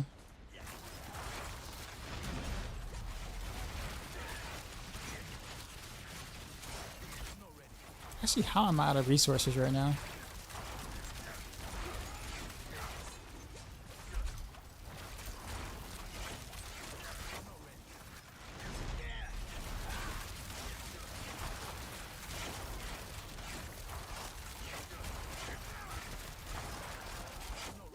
Yeah. Are you just looking for a Sky Hunter? Crafty? Is that what you want to do? Is that what we're doing for Sean? It's like he's like legit the worst boss.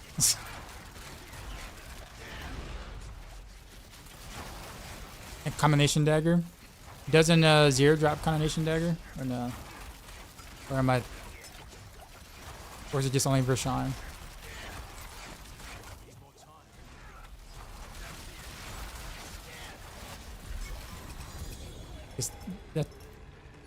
His freaking barrier was not worth.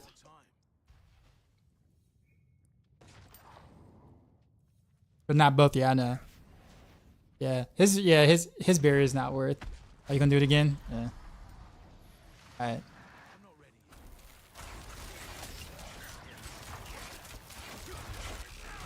Gotta get a Spiritborn to do enough damage to knock off his barrier.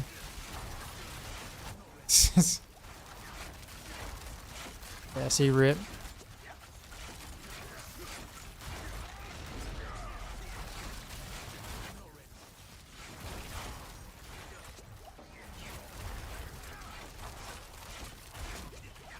Yeah. I wonder why they didn't fix that in the hotfix. I know they did the Forgotten Souls thing, but man.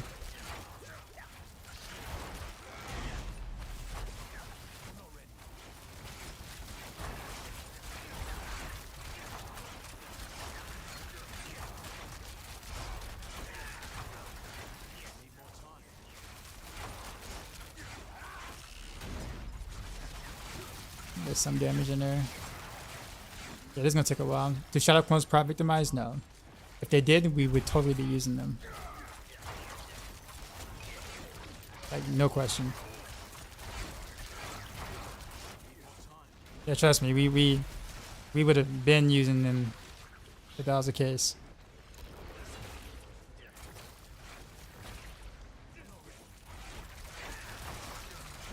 Because they would be best in slot by far.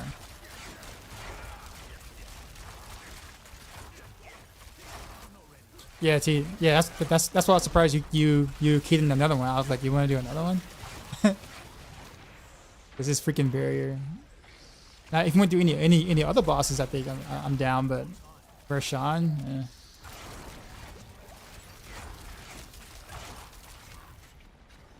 I almost just kind of want to rip this. Or actually, see, yeah, he popped up his barrier again. The patch notes said they fixed his barrier. Really? They did not fix his barrier.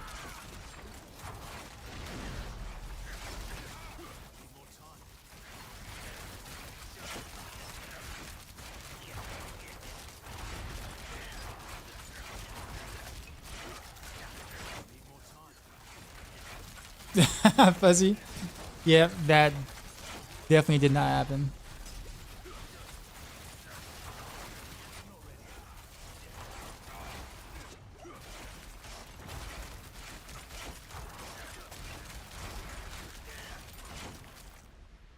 Where are you at?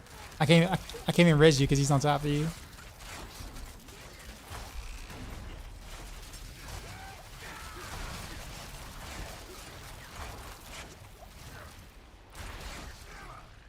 As attached to the barrier. I mean, even if you kill the as, like, doesn't really matter. He has no as now, and he has barrier up.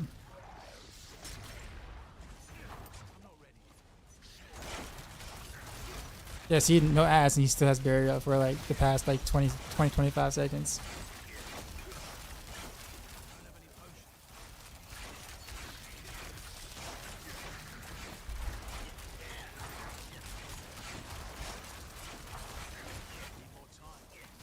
Oh, kill the as real quick. Still has that barrier.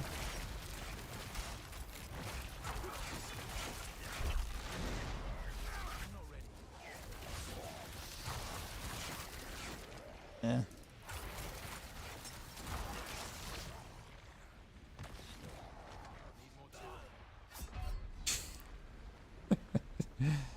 Oh well.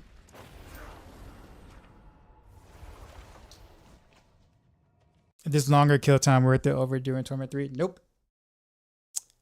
We just thought they actually fished a barrier and they didn't. So.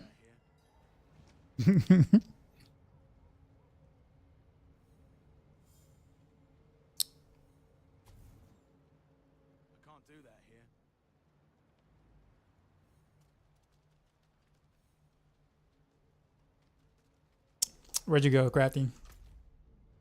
You're probably in a different town.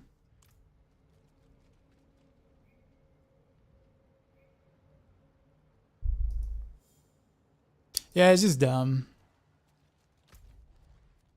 Like, it's legit just dumb. Like, there's no mechanic or rhyme or reason why he stays in barrier like that.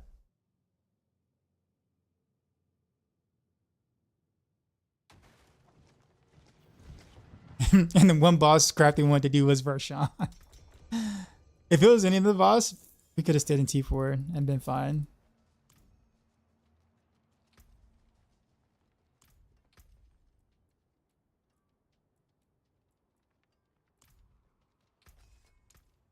Come back if you need work.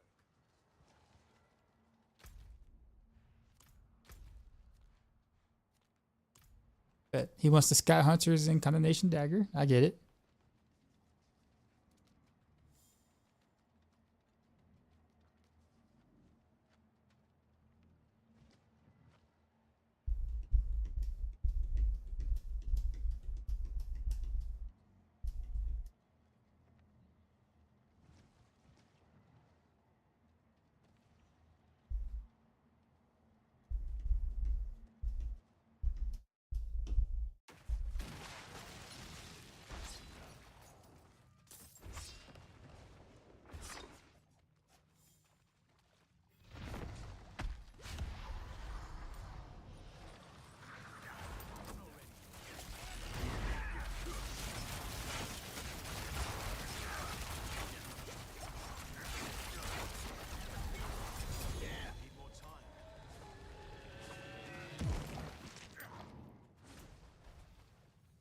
Did I ever try Godslayer Crown before I got the Uber Unique?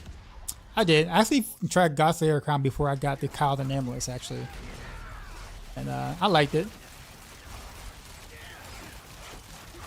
Heidi, do you know, guys, if there's a Barrage T4 build? Yeah, on Maxroll. I mean, I wrote it.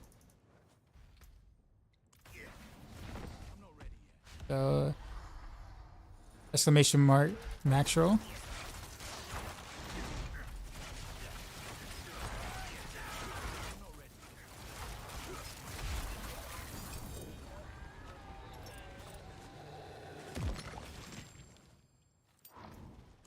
Is it nice? No, it's trash. I write the worst builds, worst guides. They're terrible. You shouldn't follow.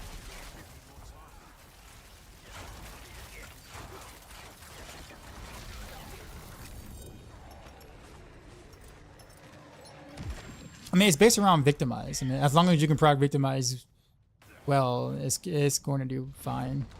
Single target, you'll probably struggle a little more than, like, let's say Heartseeker would. But it has a potential to proc more in a density situation, giving it bigger procs when there's more density. But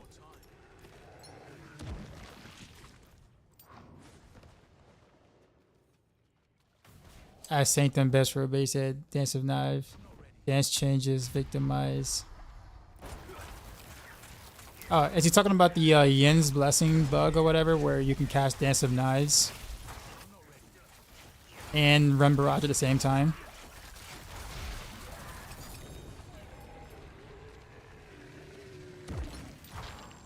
I kind of, if so, I kind of don't really count that, because that's probably gonna get nicked in like a week.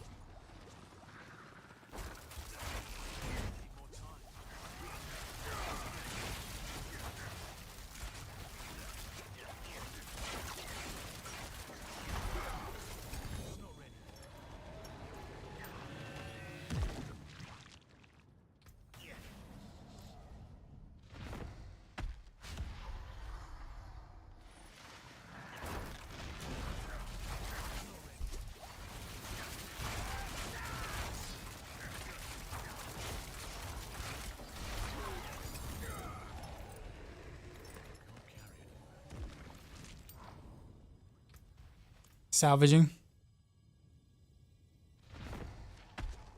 You're not gonna salvage? You're not full?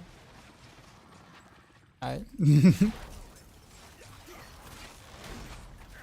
Yeah. I'm looking for, let's see, Osini? Is that how I say your name? I typically wait until a build is built and we actually play it before, like, I kind of put any sort of emphasis on, like, the performance of a build. It's one thing to do the math, and on paper it says a certain thing, and it's different when it's different to actually play the build on, you know, on live, and then to see how it actually performs. Because there was definitely some things that I put together on Heartseeker that I thought was gonna be better mathematically. And I ended up making some changes that ended up being better clearing wise. That doesn't necessarily match up with what I had on paper. This isn't to say that, like, Barrage won't perform well, because I mean, obviously it's definitely going to perform really well. How well is just to be determined, just because, of course, there's always things. Blizzard changes all the time whenever it goes into yeah, you know what I'm saying? Like, so, like, that's why, like, I tend to make, I keep my reservations until I actually either see the build perform or I do it myself.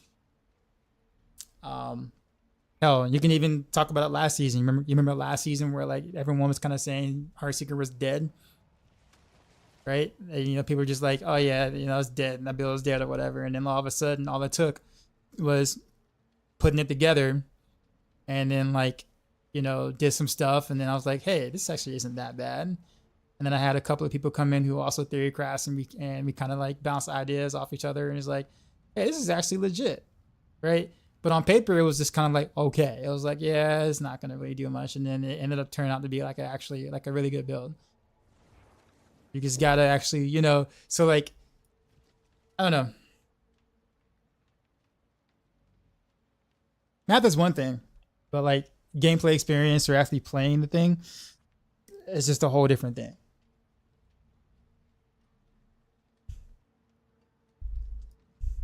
But there's so few rogues right now. I'm gonna go solo for a little bit, just for a little bit. There's some things I kind of want to test out real quick. But GG's, man. What was I saying? I totally just forgot. Oh yeah, there's not many rogues playing rogue this season or really, like, pushing things on rogue. So it's like exploring meta things or the meta, or, like, exploring different things this season is going to take a lot longer, I think, than usual, because there's not that many people actually playing rogue.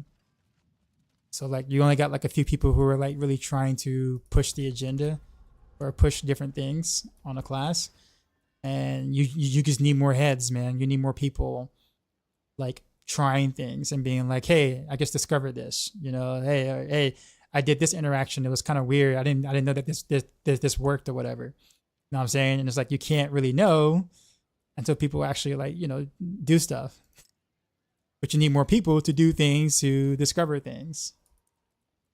So that's part of the issue.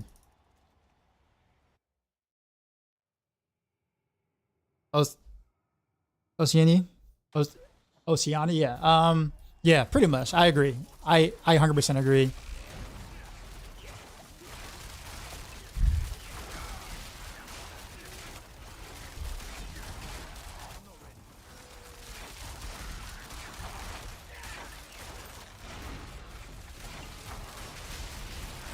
Okay, I think I dropped something. Something dropped.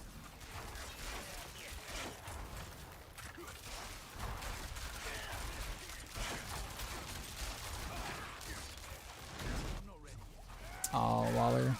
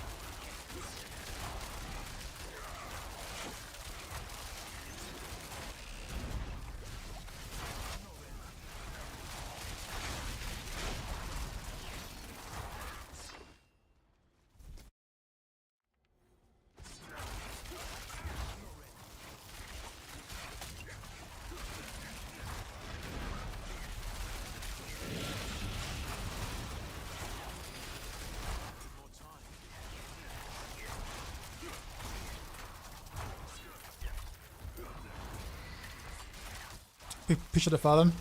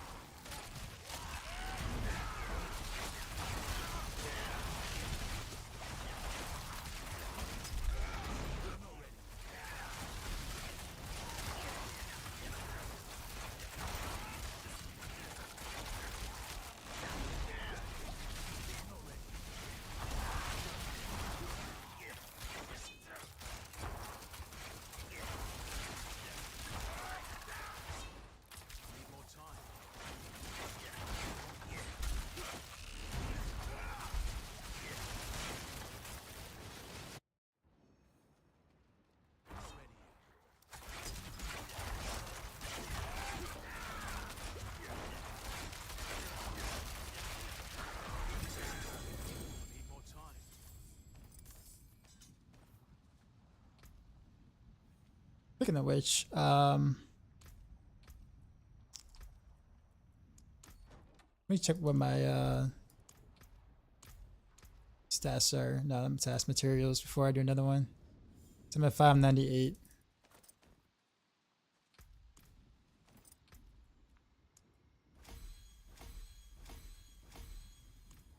But yeah, I plan on I'm gonna make a Reness by waiting for more information on the build. Good bit to come out here.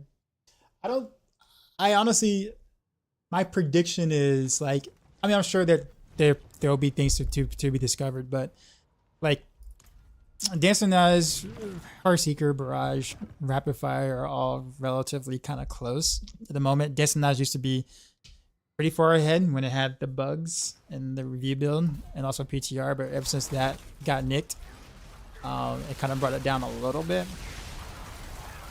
But I don't think you really can go wrong with any of the 4, honestly. It's just really more of a playstyle thing at this point. I mean, obviously, you're never going to get to Spiritborn level of power on a rogue, like nowhere close. It's just not going to happen unless some mid-season patch does something redonkulous or whatever. But if you're going to play a rogue, you know it, like you know your expectations, right? So it's like, as long as you're good with that, you know, pick any of the 4 builds.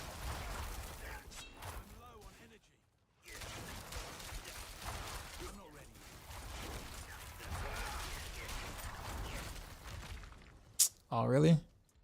Oh, you.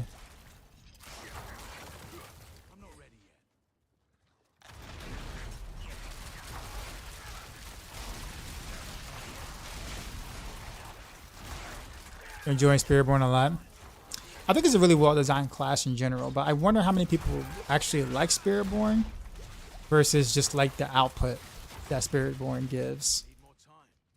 Like, do they mechanically like how Spiritborn plays? Which should, because I mean, it's, again, very well-designed class, but like, how many people are playing it because it's OP versus how many people are playing it because they actually like the class design? Do I think Rogue is second strongest class? No. Nope. That will go to Necro. Rogue is like bottom 2 this season.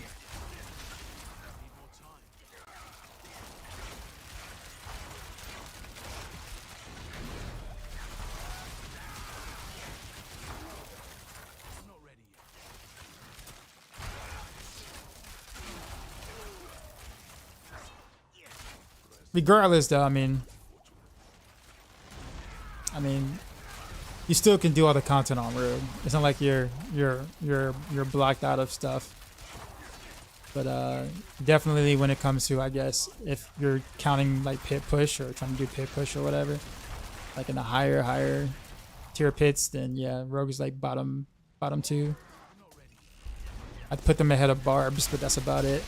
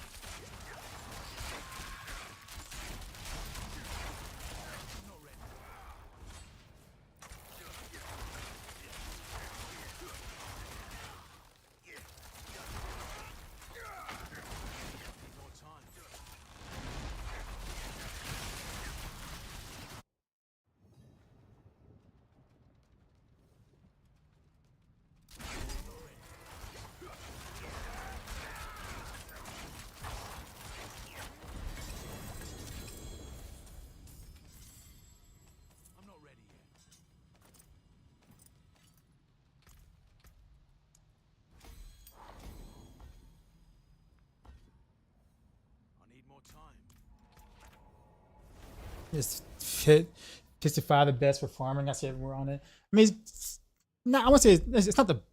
There is no like best. It's just whatever you can clear in like 3 minutes or less.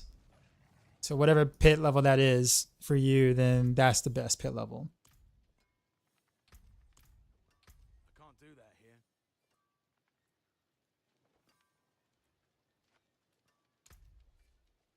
I was at 598, wasn't I?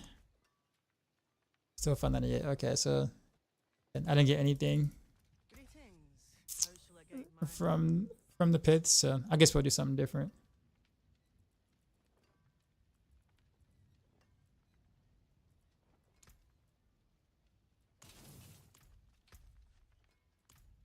I forge more than horseshoes and nails. What do you need?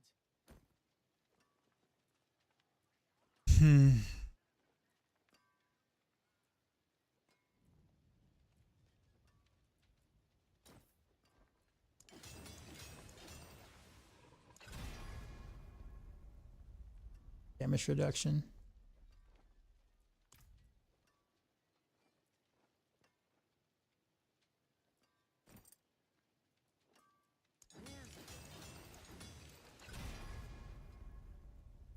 Oof. All those terrible rolls.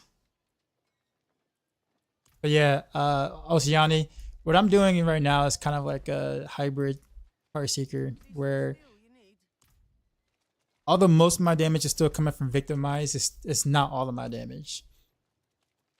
So, and the reason why I do it that way is because for speed farming, the 0.5 second ICD might not seem like it's a lot of time, but when you're speed farming, it really is.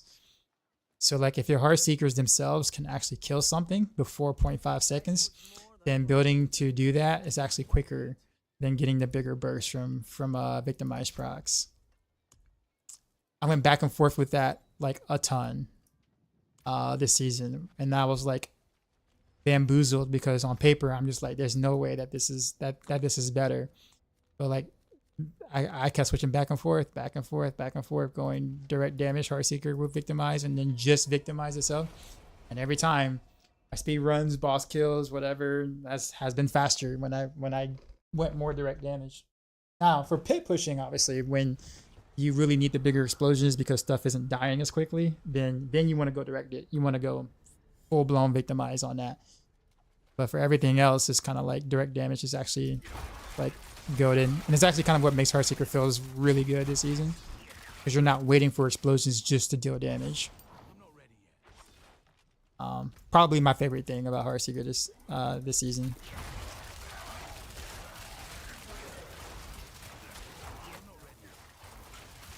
Like I know I'm gonna get I'm gonna get trolled, but people are gonna ask me questions about it. It's like, wait a minute, like there's no way that direct damage Heartseeker with Victimize is better than just pure Victimize, and I'm just like, I didn't think so either. I did not think so either. But I actually did it. I had the data. I actually played it.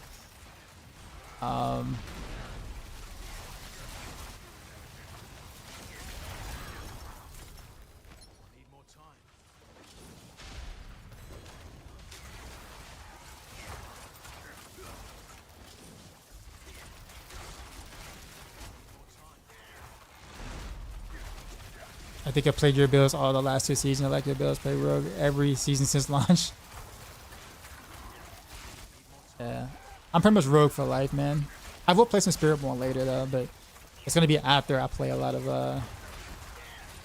after I do everything I want to do on Rogue, like Barrage, Rapid Fire, probably some Flurry.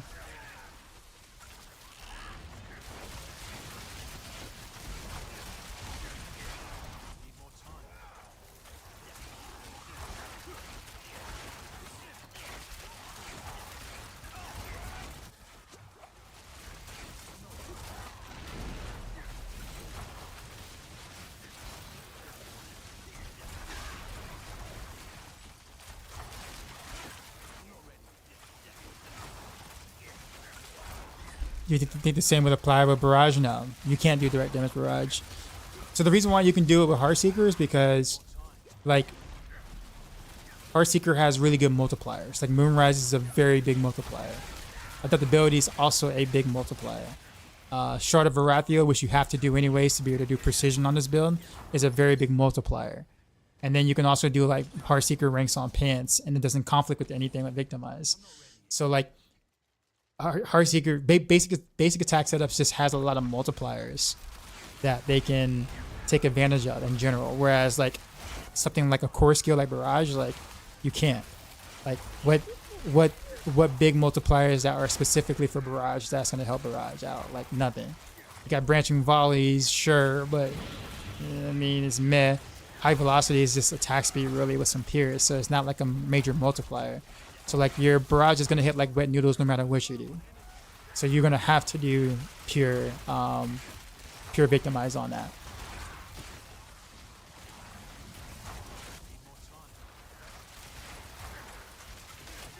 And I think that's a good thing though. I think it's good that you have several different Victimize builds that feel different. Like if you can build Barrage the same way you build Heartseeker in terms of a hybrid, then it wouldn't feel unique at that point.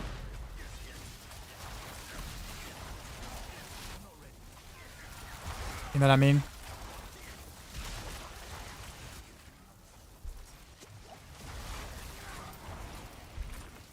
Spiritborn.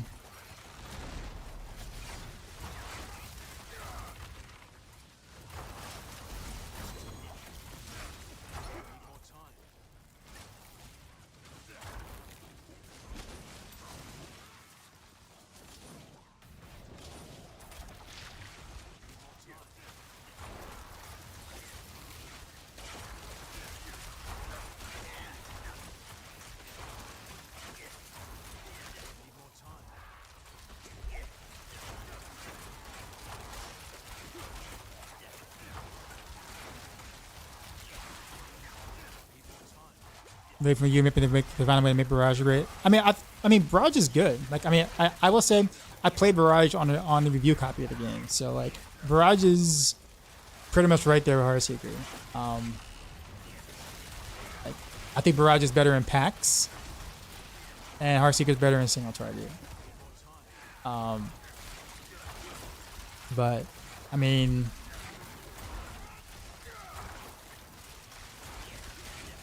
It's. I'm pretty sure it's good. I mean, again, I haven't played it on the live version of the game yet, so could be a little different there. But I plan on, I think, maybe putting one together either tonight or tomorrow. I don't have to do too much gear swapping. Like most of the same stuff, including the Paragon board, is legit the exact same thing for Barrage.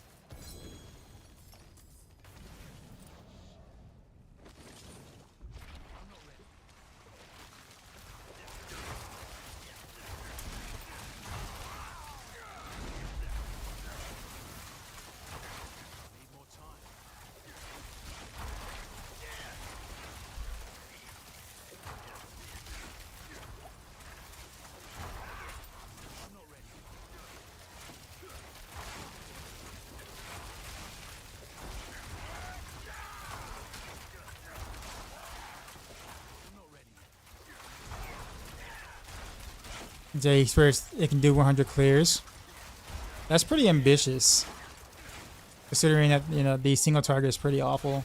It was great in PTR. Like the single target, for whatever strange reason, was ridiculously good in PTR for Victor Myers Barrage. It was pretty Pepega in the review copy of the game. I don't know why.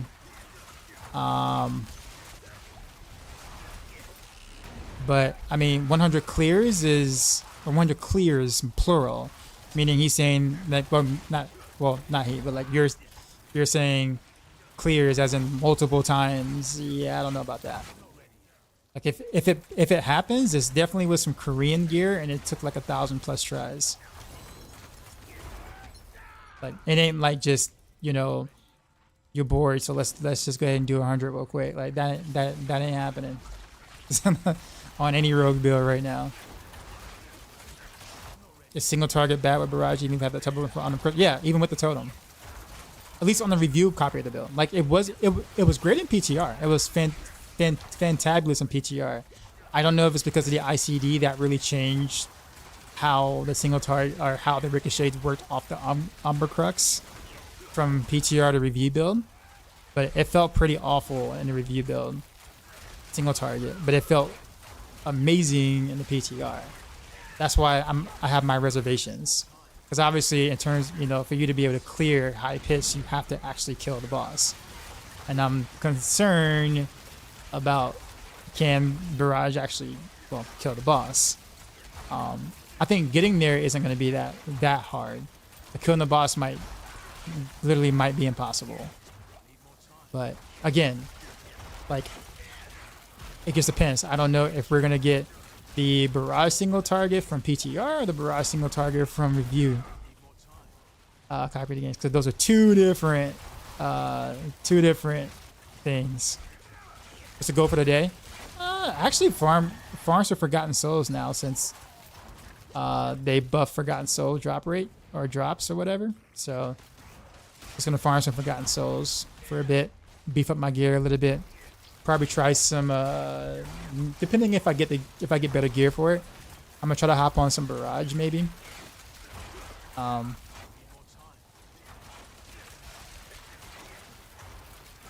they hotfixed it like about 5 hours ago. 4 hours ago.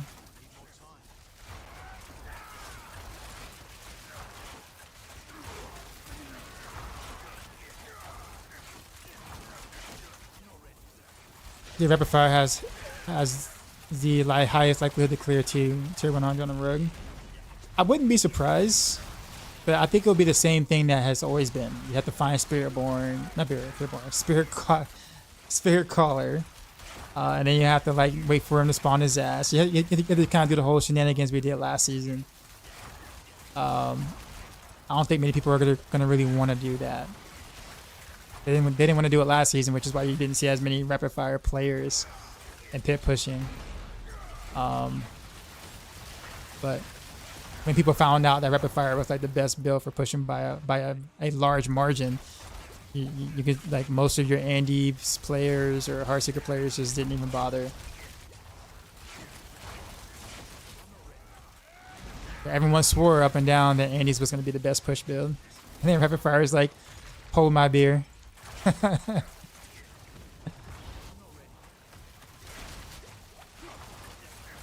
It's funny because I was telling everybody that towards the beginning of the season. I'm like, y'all sleeping on Rapid Fire, man.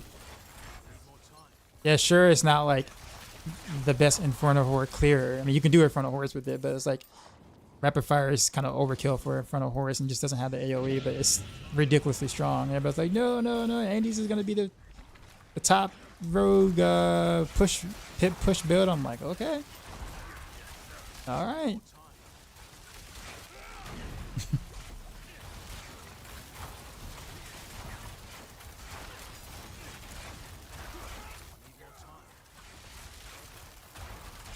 They fixed the disabled items. I don't know. Oh no, they have not yet. No, what we got today was a hotfix. We didn't get like a big patch that introduced the like that's not a like putting back those items in is not a hotfix. That's like a server. That's like a client patch. It has to happen. I'll be here first for rogue builds when I get bored of Spiritborn.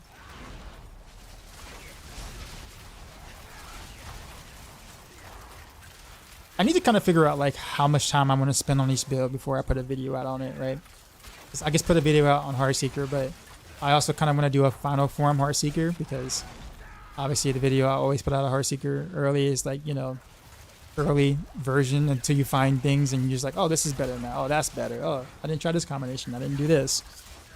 You find things and explore and it's like, okay, I got to put out a final version now because it's definitely better, right?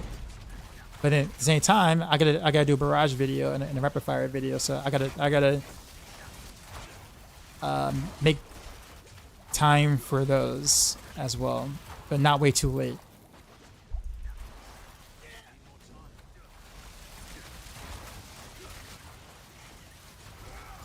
Are the Undercity bargains broken? I did an Ancestral Legendary Tribute with the 50 mil passes bargain, none of them and mishap passes. Really? That's awful. I haven't heard about them being broken, but that sounds bad. That sounds awful. Windows update took 10 minutes of your game.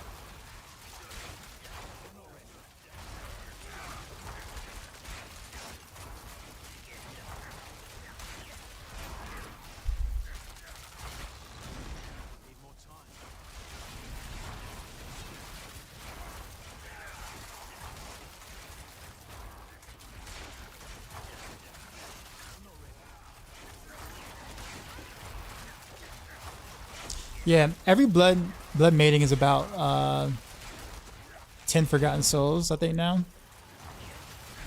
And then you just open up all the chests, and like each chest has, I don't know how many. I'm gonna have to go like count. Should be able to upgrade your gems for more vulnerable damage at this point. I don't know if the gems upgrades are actually worth right now. I think just masterwork in my gear would be more vulnerable damage at the moment. But gems would be like the last thing I do because they're so expensive with the vulnerable damage or with the Forgotten Souls. It's like 30 Forgotten Souls per grand gem. Like, that's ridiculous.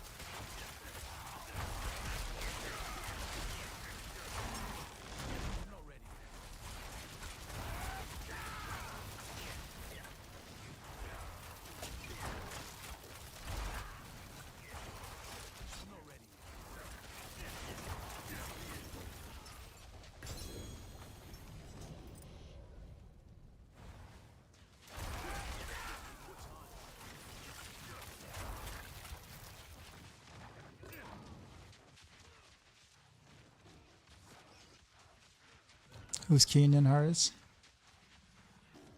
I feel like I've been putting in a lot. Somebody's gotta do one. I'll do one.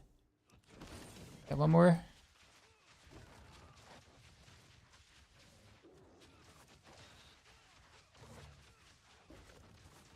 Looks like a no. Okay, I guess I'll do it. But then you waste 30 because you don't hit the right masterwork. Well, that's fair. But at least you have more tries, right? Actually, we should be start farming some gold too, man. Like get some, like do more whispers and stuff for more gold, so I can like reset my masterworks and stuff. Is there a way to reset masterworking? Yes.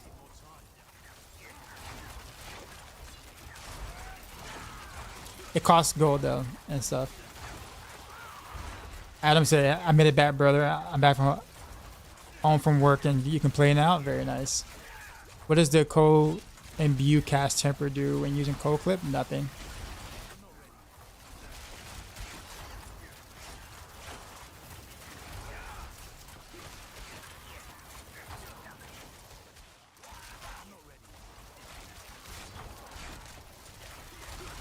Do I have cold tempers on like the rings or something in the guide?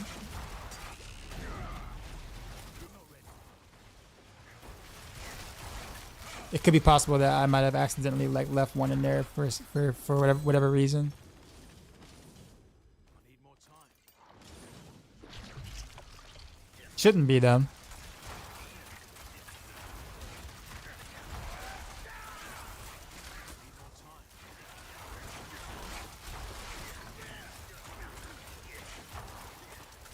How can you do it? I have a temper on the ring and the planner. Okay, yeah. Yeah, that needs to be fixed. That's complete accident.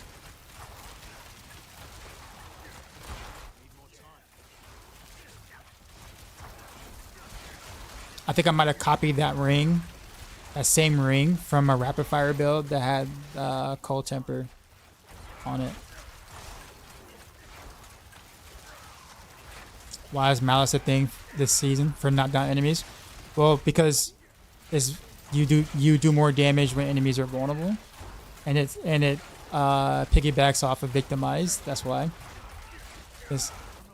So a double disc with Victimize, and the knockdown itself also is another multiplier inside of Malice. So it's actually good. D4 bad. I agree. Worst game ever.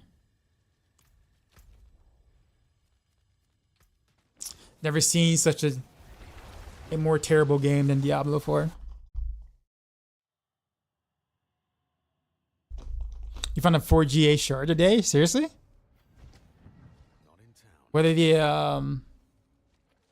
bland? Nah, bland is like a compliment. You can't go from D4 bad to bland, right? Bland is like vanilla, like it's okay, right? D4 is not bland, it's terrible. Remember, you just said it was D4 bad. Bland is a compliment, sir. Not in town. You're doing it wrong. Like the way you should be describing D4 is like trash, like you wouldn't even use it for toilet paper. Like your rear end deserves better. You know, stuff like that. Like you gotta come at you gotta come at it hard. You know what I'm saying?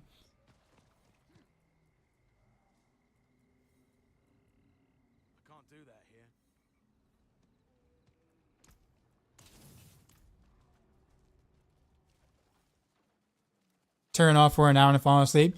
An hour? You got an hour of entertainment from D4, dude. I don't know about you, man. I don't know how you did it. Hey, why is my whisper turning? Oh, there we go. Bro, I just want to end everything after 5 minutes, man. An hour, bro. I don't know how you make it to an hour. 10 minutes? That's still too long. You must have much more tenacity than I do, sir.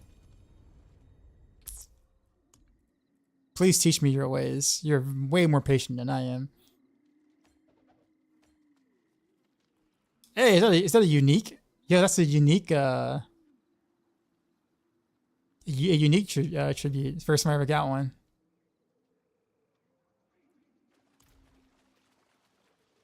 Oh, I'm sorry. I'm not supposed to be excited.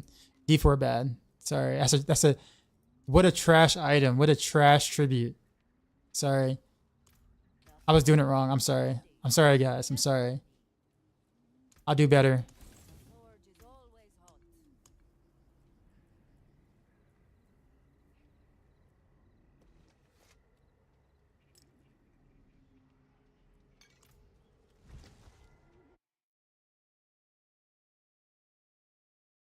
Just hit Torment with Dance and Knives, Bombers missing Heartseeker PP.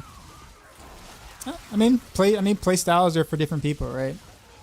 Some people like the stand back and pew pew. Some people like the spin the win, you know?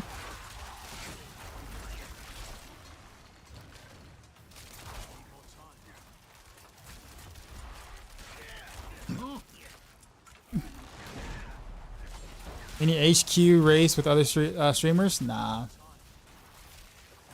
I'm too bad at this game for stuff like that.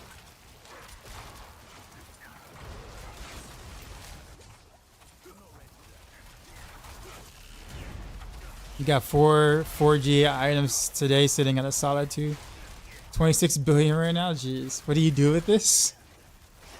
I don't know how you like trade and sell gear like so efficiently, man.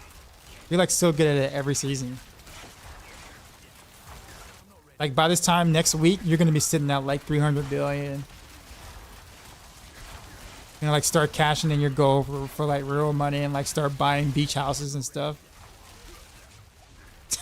I'm just like, is T4 a big gap? If you can clear pit, tier 65 pit in about like 4 minutes or so, then you can probably jump into T4 and like kind of somewhat farm. Maybe not like do like bosses by yourself, but you should be able to do everything else relatively smoothly.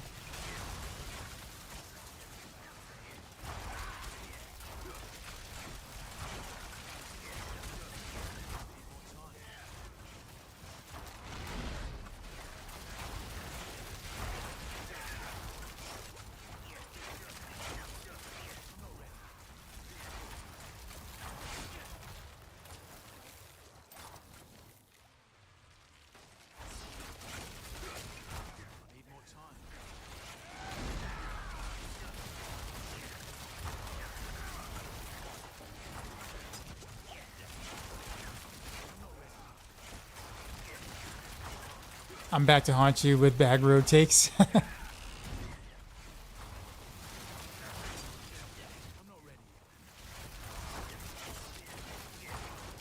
Said D4 bad, but still asking those things.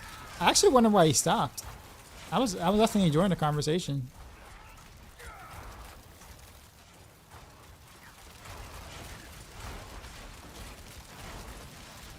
I wonder if I kind of just outdid him with the D4 bad comments.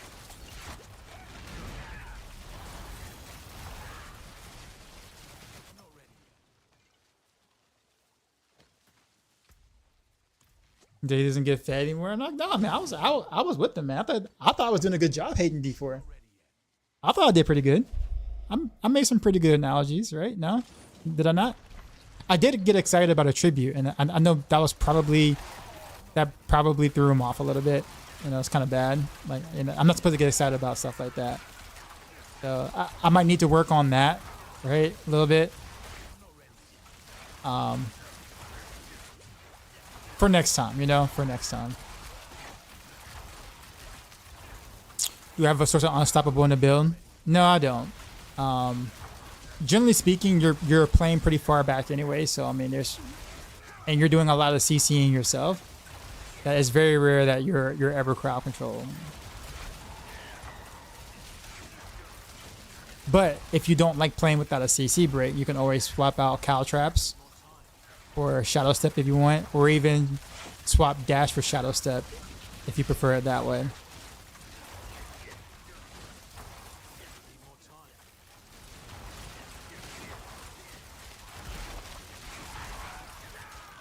How'd you go about farming materials, Mike? Bosses, basically.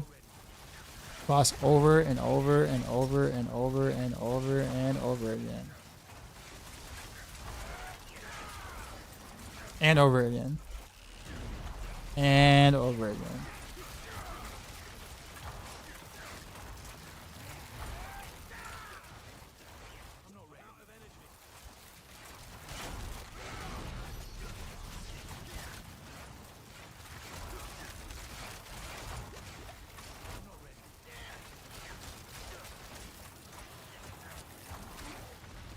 Alright, plays. You have a good one, man. Yeah, rip. I mean, that's kind of what it is, right? I mean, they're supposed to be the best items in the game. It's gonna take a bit of a grind to get, or supposed to take a bit of a grind to get. I'll put it that way.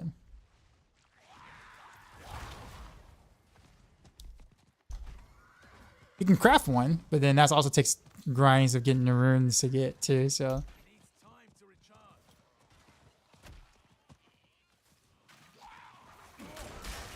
It's so laggy.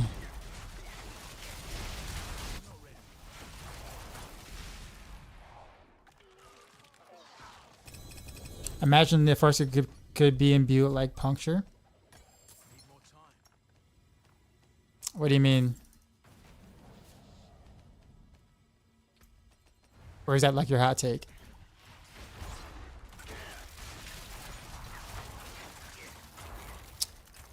I'm assuming you're talking about pestilent points.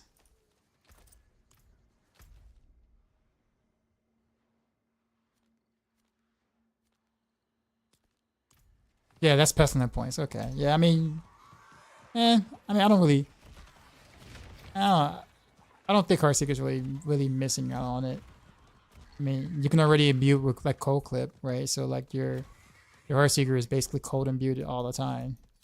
I think that's good enough, I guess.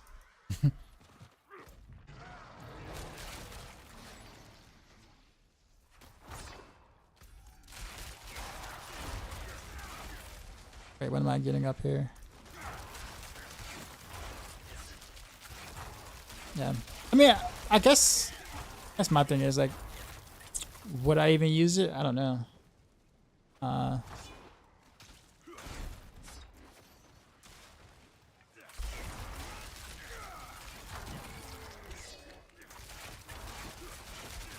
Because like builds that would be able to make use of pestilent points anyways would be better on Puncture anyways versus Heartseeker. So it's kind of like, even if Heartseeker could do it, like you still would prefer to do that on Puncture.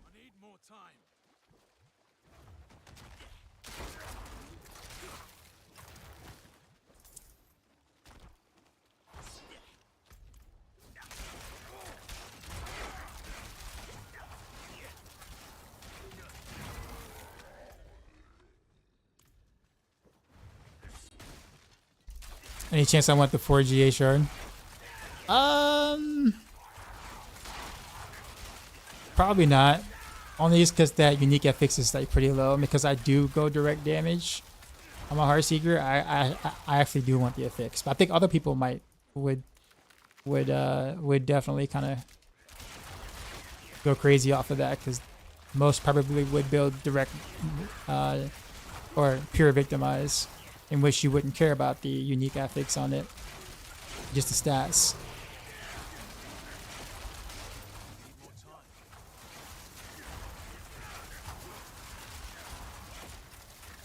If it was like maybe like a 160 or something like that, 150 or 160, I'd take it. But I think a 103 is a little too low.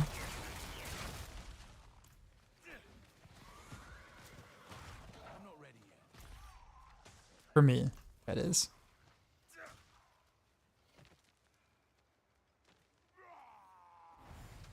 X to the Z, yes.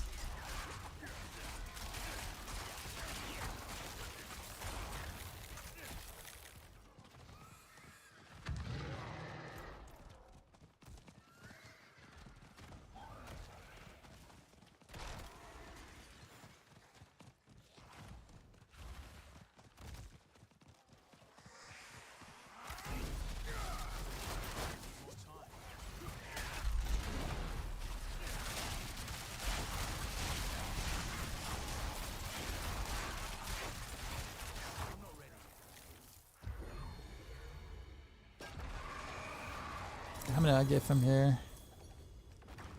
Okay, so 10 forgotten souls, 20 forgotten souls on the mystery chest. Okay.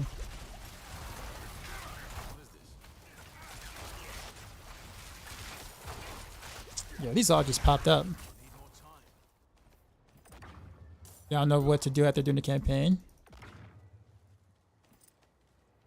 I mean, basically, kind of like basically any action RPG. You just kind of play until you get stronger, get better gear, get stronger, go higher, climb up higher in the torments, up up your glyphs, those kind of things.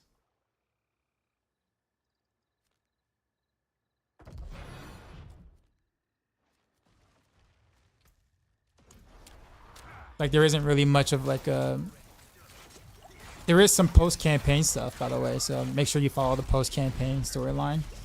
That kind of helps you kind of talk about some of the activities and the mercenaries and stuff. You don't know what's best for farm gear. I mean, anywhere drops stuff. Like there is no wrong place to do anything. If that makes sense. However, Hell type would be your best bet.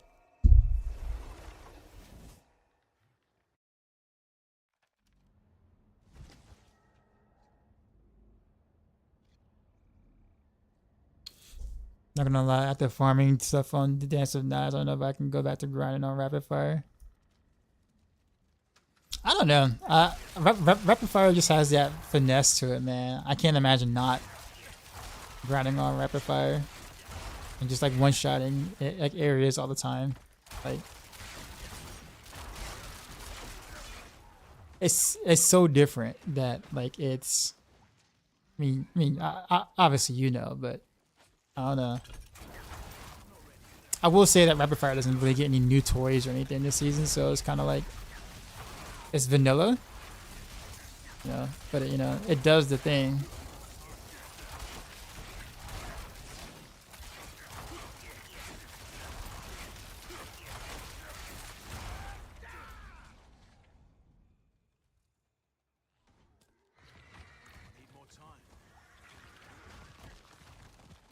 I'm gonna just start picking up chests now.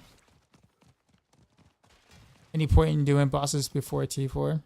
Yeah. So you can get uniques to fill out your build. So yeah, for sure.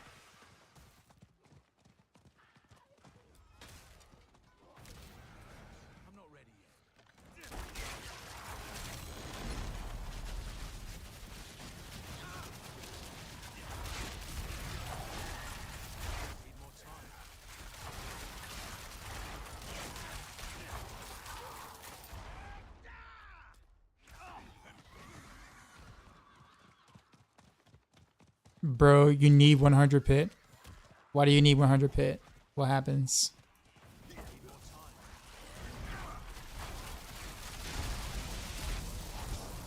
Does Victimize work for Penitent Greaves?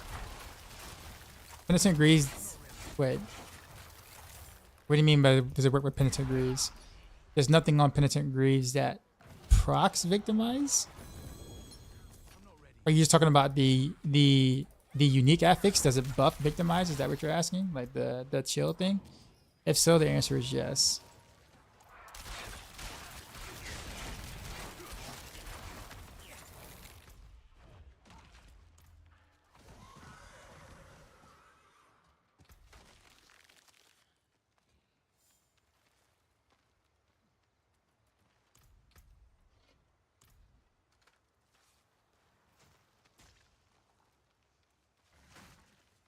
Oh, well then yes, Eric, yes.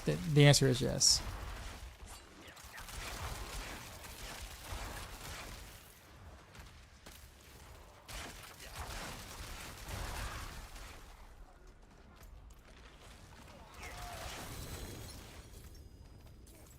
I'm carrying too much.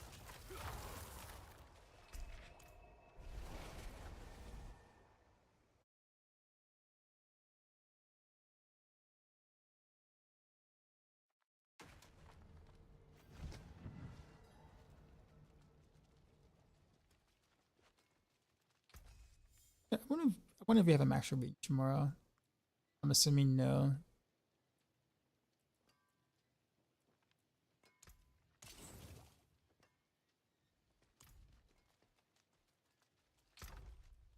start putting my my mats here.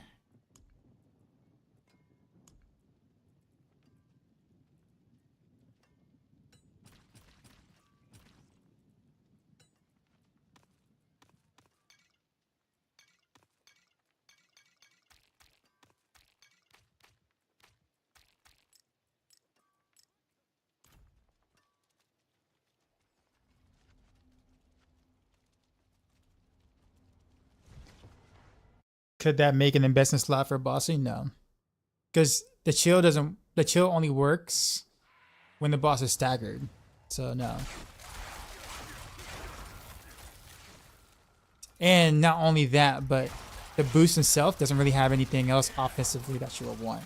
So the chill is 25%, but why not just get a regular boot and then put concussive strikes on it, which has 25% as well.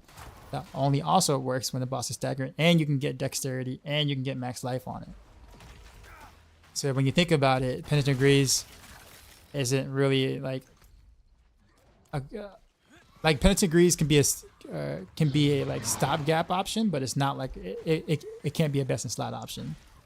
I mean, regular boost will a good roll regular boost will always be better.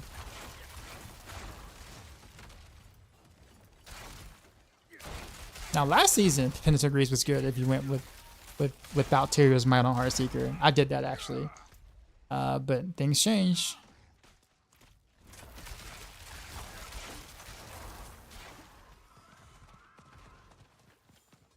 Just hit 60. Think I'm switching to Heartseeker. You just switch over.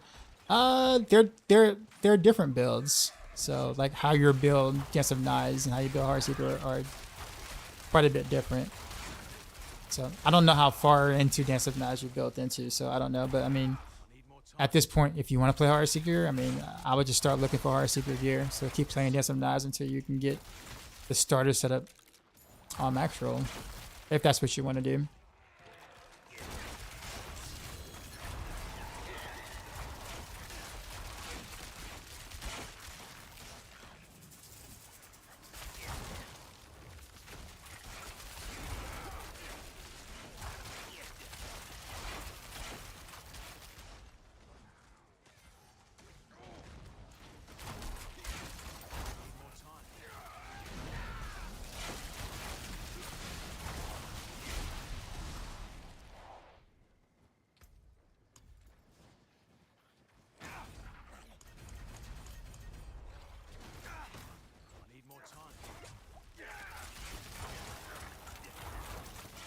Having difficulty understanding what difficulty to play in as well. Well, at 60, I mean, you can play normal or hard. At this point, you probably want to do hard because you're probably done with the campaign, right? If you're done with the campaign, I'd probably go on hard and kind of just farm gear until you have something together, and then go for the Torment one. Like, don't go like Penitent and the other difficulty or whatever, like Expert. Like, those aren't worth at all.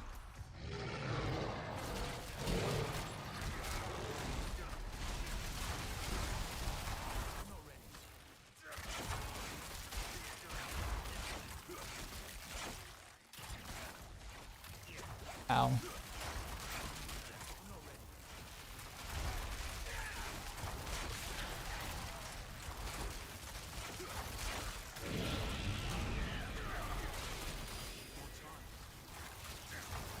Yeah, man, you're welcome.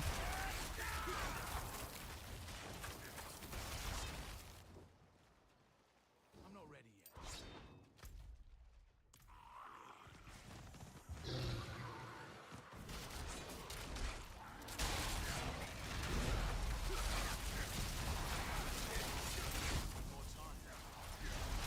Got a question. Why is it when you break down perfect aspect, it only shows us 16 into 21 instead of 21? Because you got a perfect non-ancestral aspect. So the only way to get the 21 to 21 is if you got a perfectly rolled ancestral aspect. That's why. There's a whole nother tier of grind for like the absolute perfect aspect. Need more time.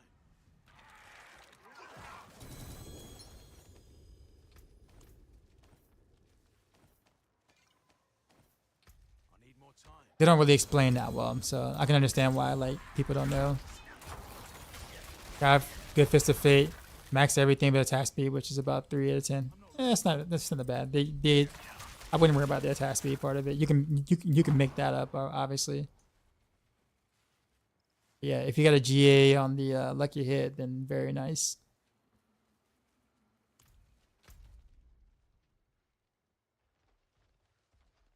Just grab most of the chest already.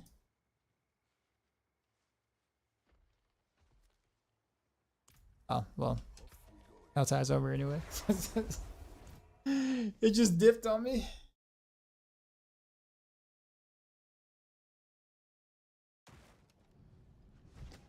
Yeah, Godslayer is actually quite good on Heartseeker. Before you get the other stuff, I actually used it, or actually had it early on when I didn't have anything else to use, and that pull is like so good. Greetings. How shall I guide my 60% max. Yeah, me too. Me too, man. And it was blasting.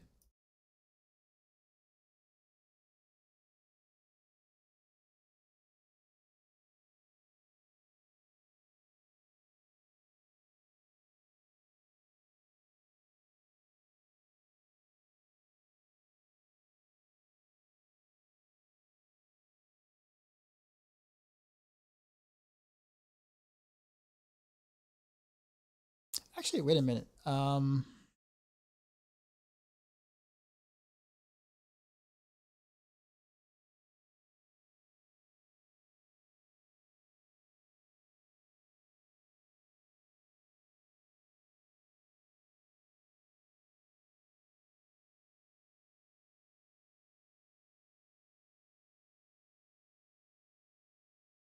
feel like my planner did something really weird. Hold on.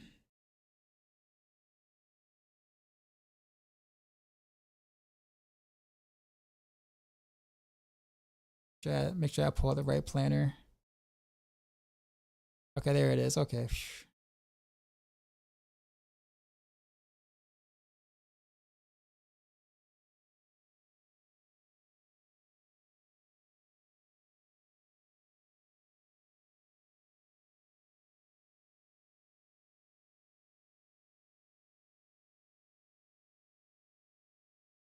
I see it now.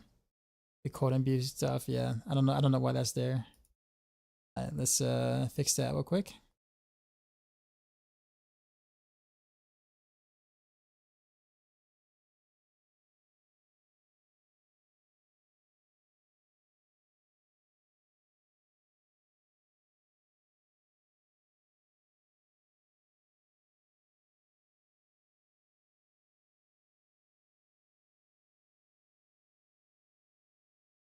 Okay, that should be fixed now.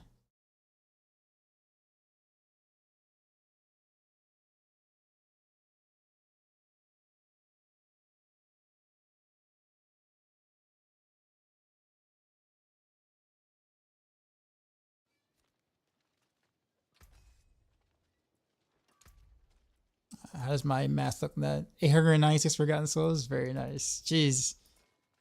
That's nuts.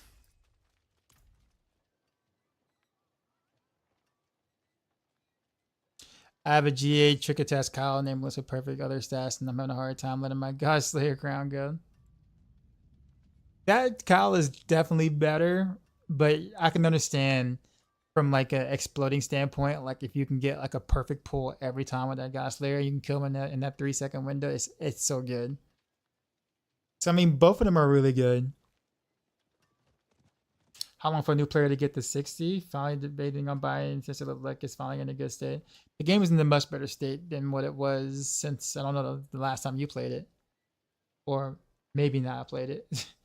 I mean, if you're new, it's gonna take you a bit to get to 60 because you're not gonna know how, you know, speed level, obviously. But I mean, you'll play the campaign because you'll have to, and you'll level that way. So like, I don't know, for a new player, maybe 11, 12 hours roughly, get to 60. I got Giga gear for pinch shot, very tempting to switch, could have everything 3 for GA right now. Jeez, man. You have any experience with that build and PTR? I don't think so. Pinshot is interesting because Pinshot is very good in density, but you can't kill the boss. You can't kill any bosses at all. So you'll have to kind of like slide in Hungry in there, Heartseeker, just to be able to kill the boss or bosses. So you kind of have to do like a hybrid Pinshot Heartseeker build. Say you can't just go pure Pinshot and expect to kill anything single target.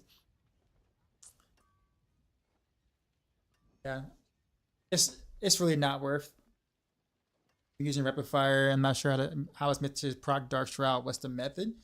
It should tell you on the guide. I'll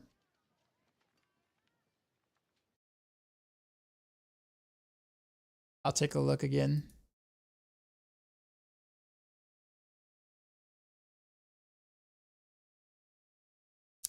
Umbrus, well, Umbrus is part of the equation, and that's only if you don't have the rune. So it used to always be Umbrus, but now there are several different ways.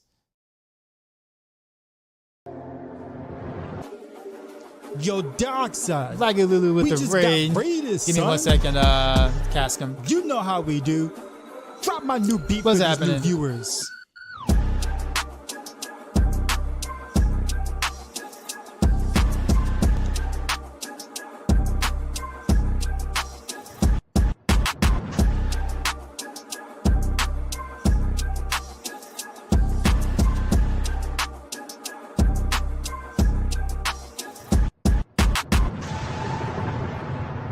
Sheezy out. What is Lulu? What's happening? Laggy Lulu raided my stream with 199 views. Hey, welcome in. We're Rogan in the state and the world of Spiritborns right now. But how's it going? And then Mate with the 5 gifted subs. Appreciate you too as well. Broadside Darth. I tried to pull room words actually. I didn't like them because you have to be up close, like very up close, because the vortex has a pretty small radius in terms of how much it can pull, and it's really not that tight. Like it's okay, but like you can't really get the radius like Spiritborns can, like pull almost the entire screen. So it's really not that great. So I find Varjana's like chain pull better, honestly. So I use that for a pull. Hold on 1 sec.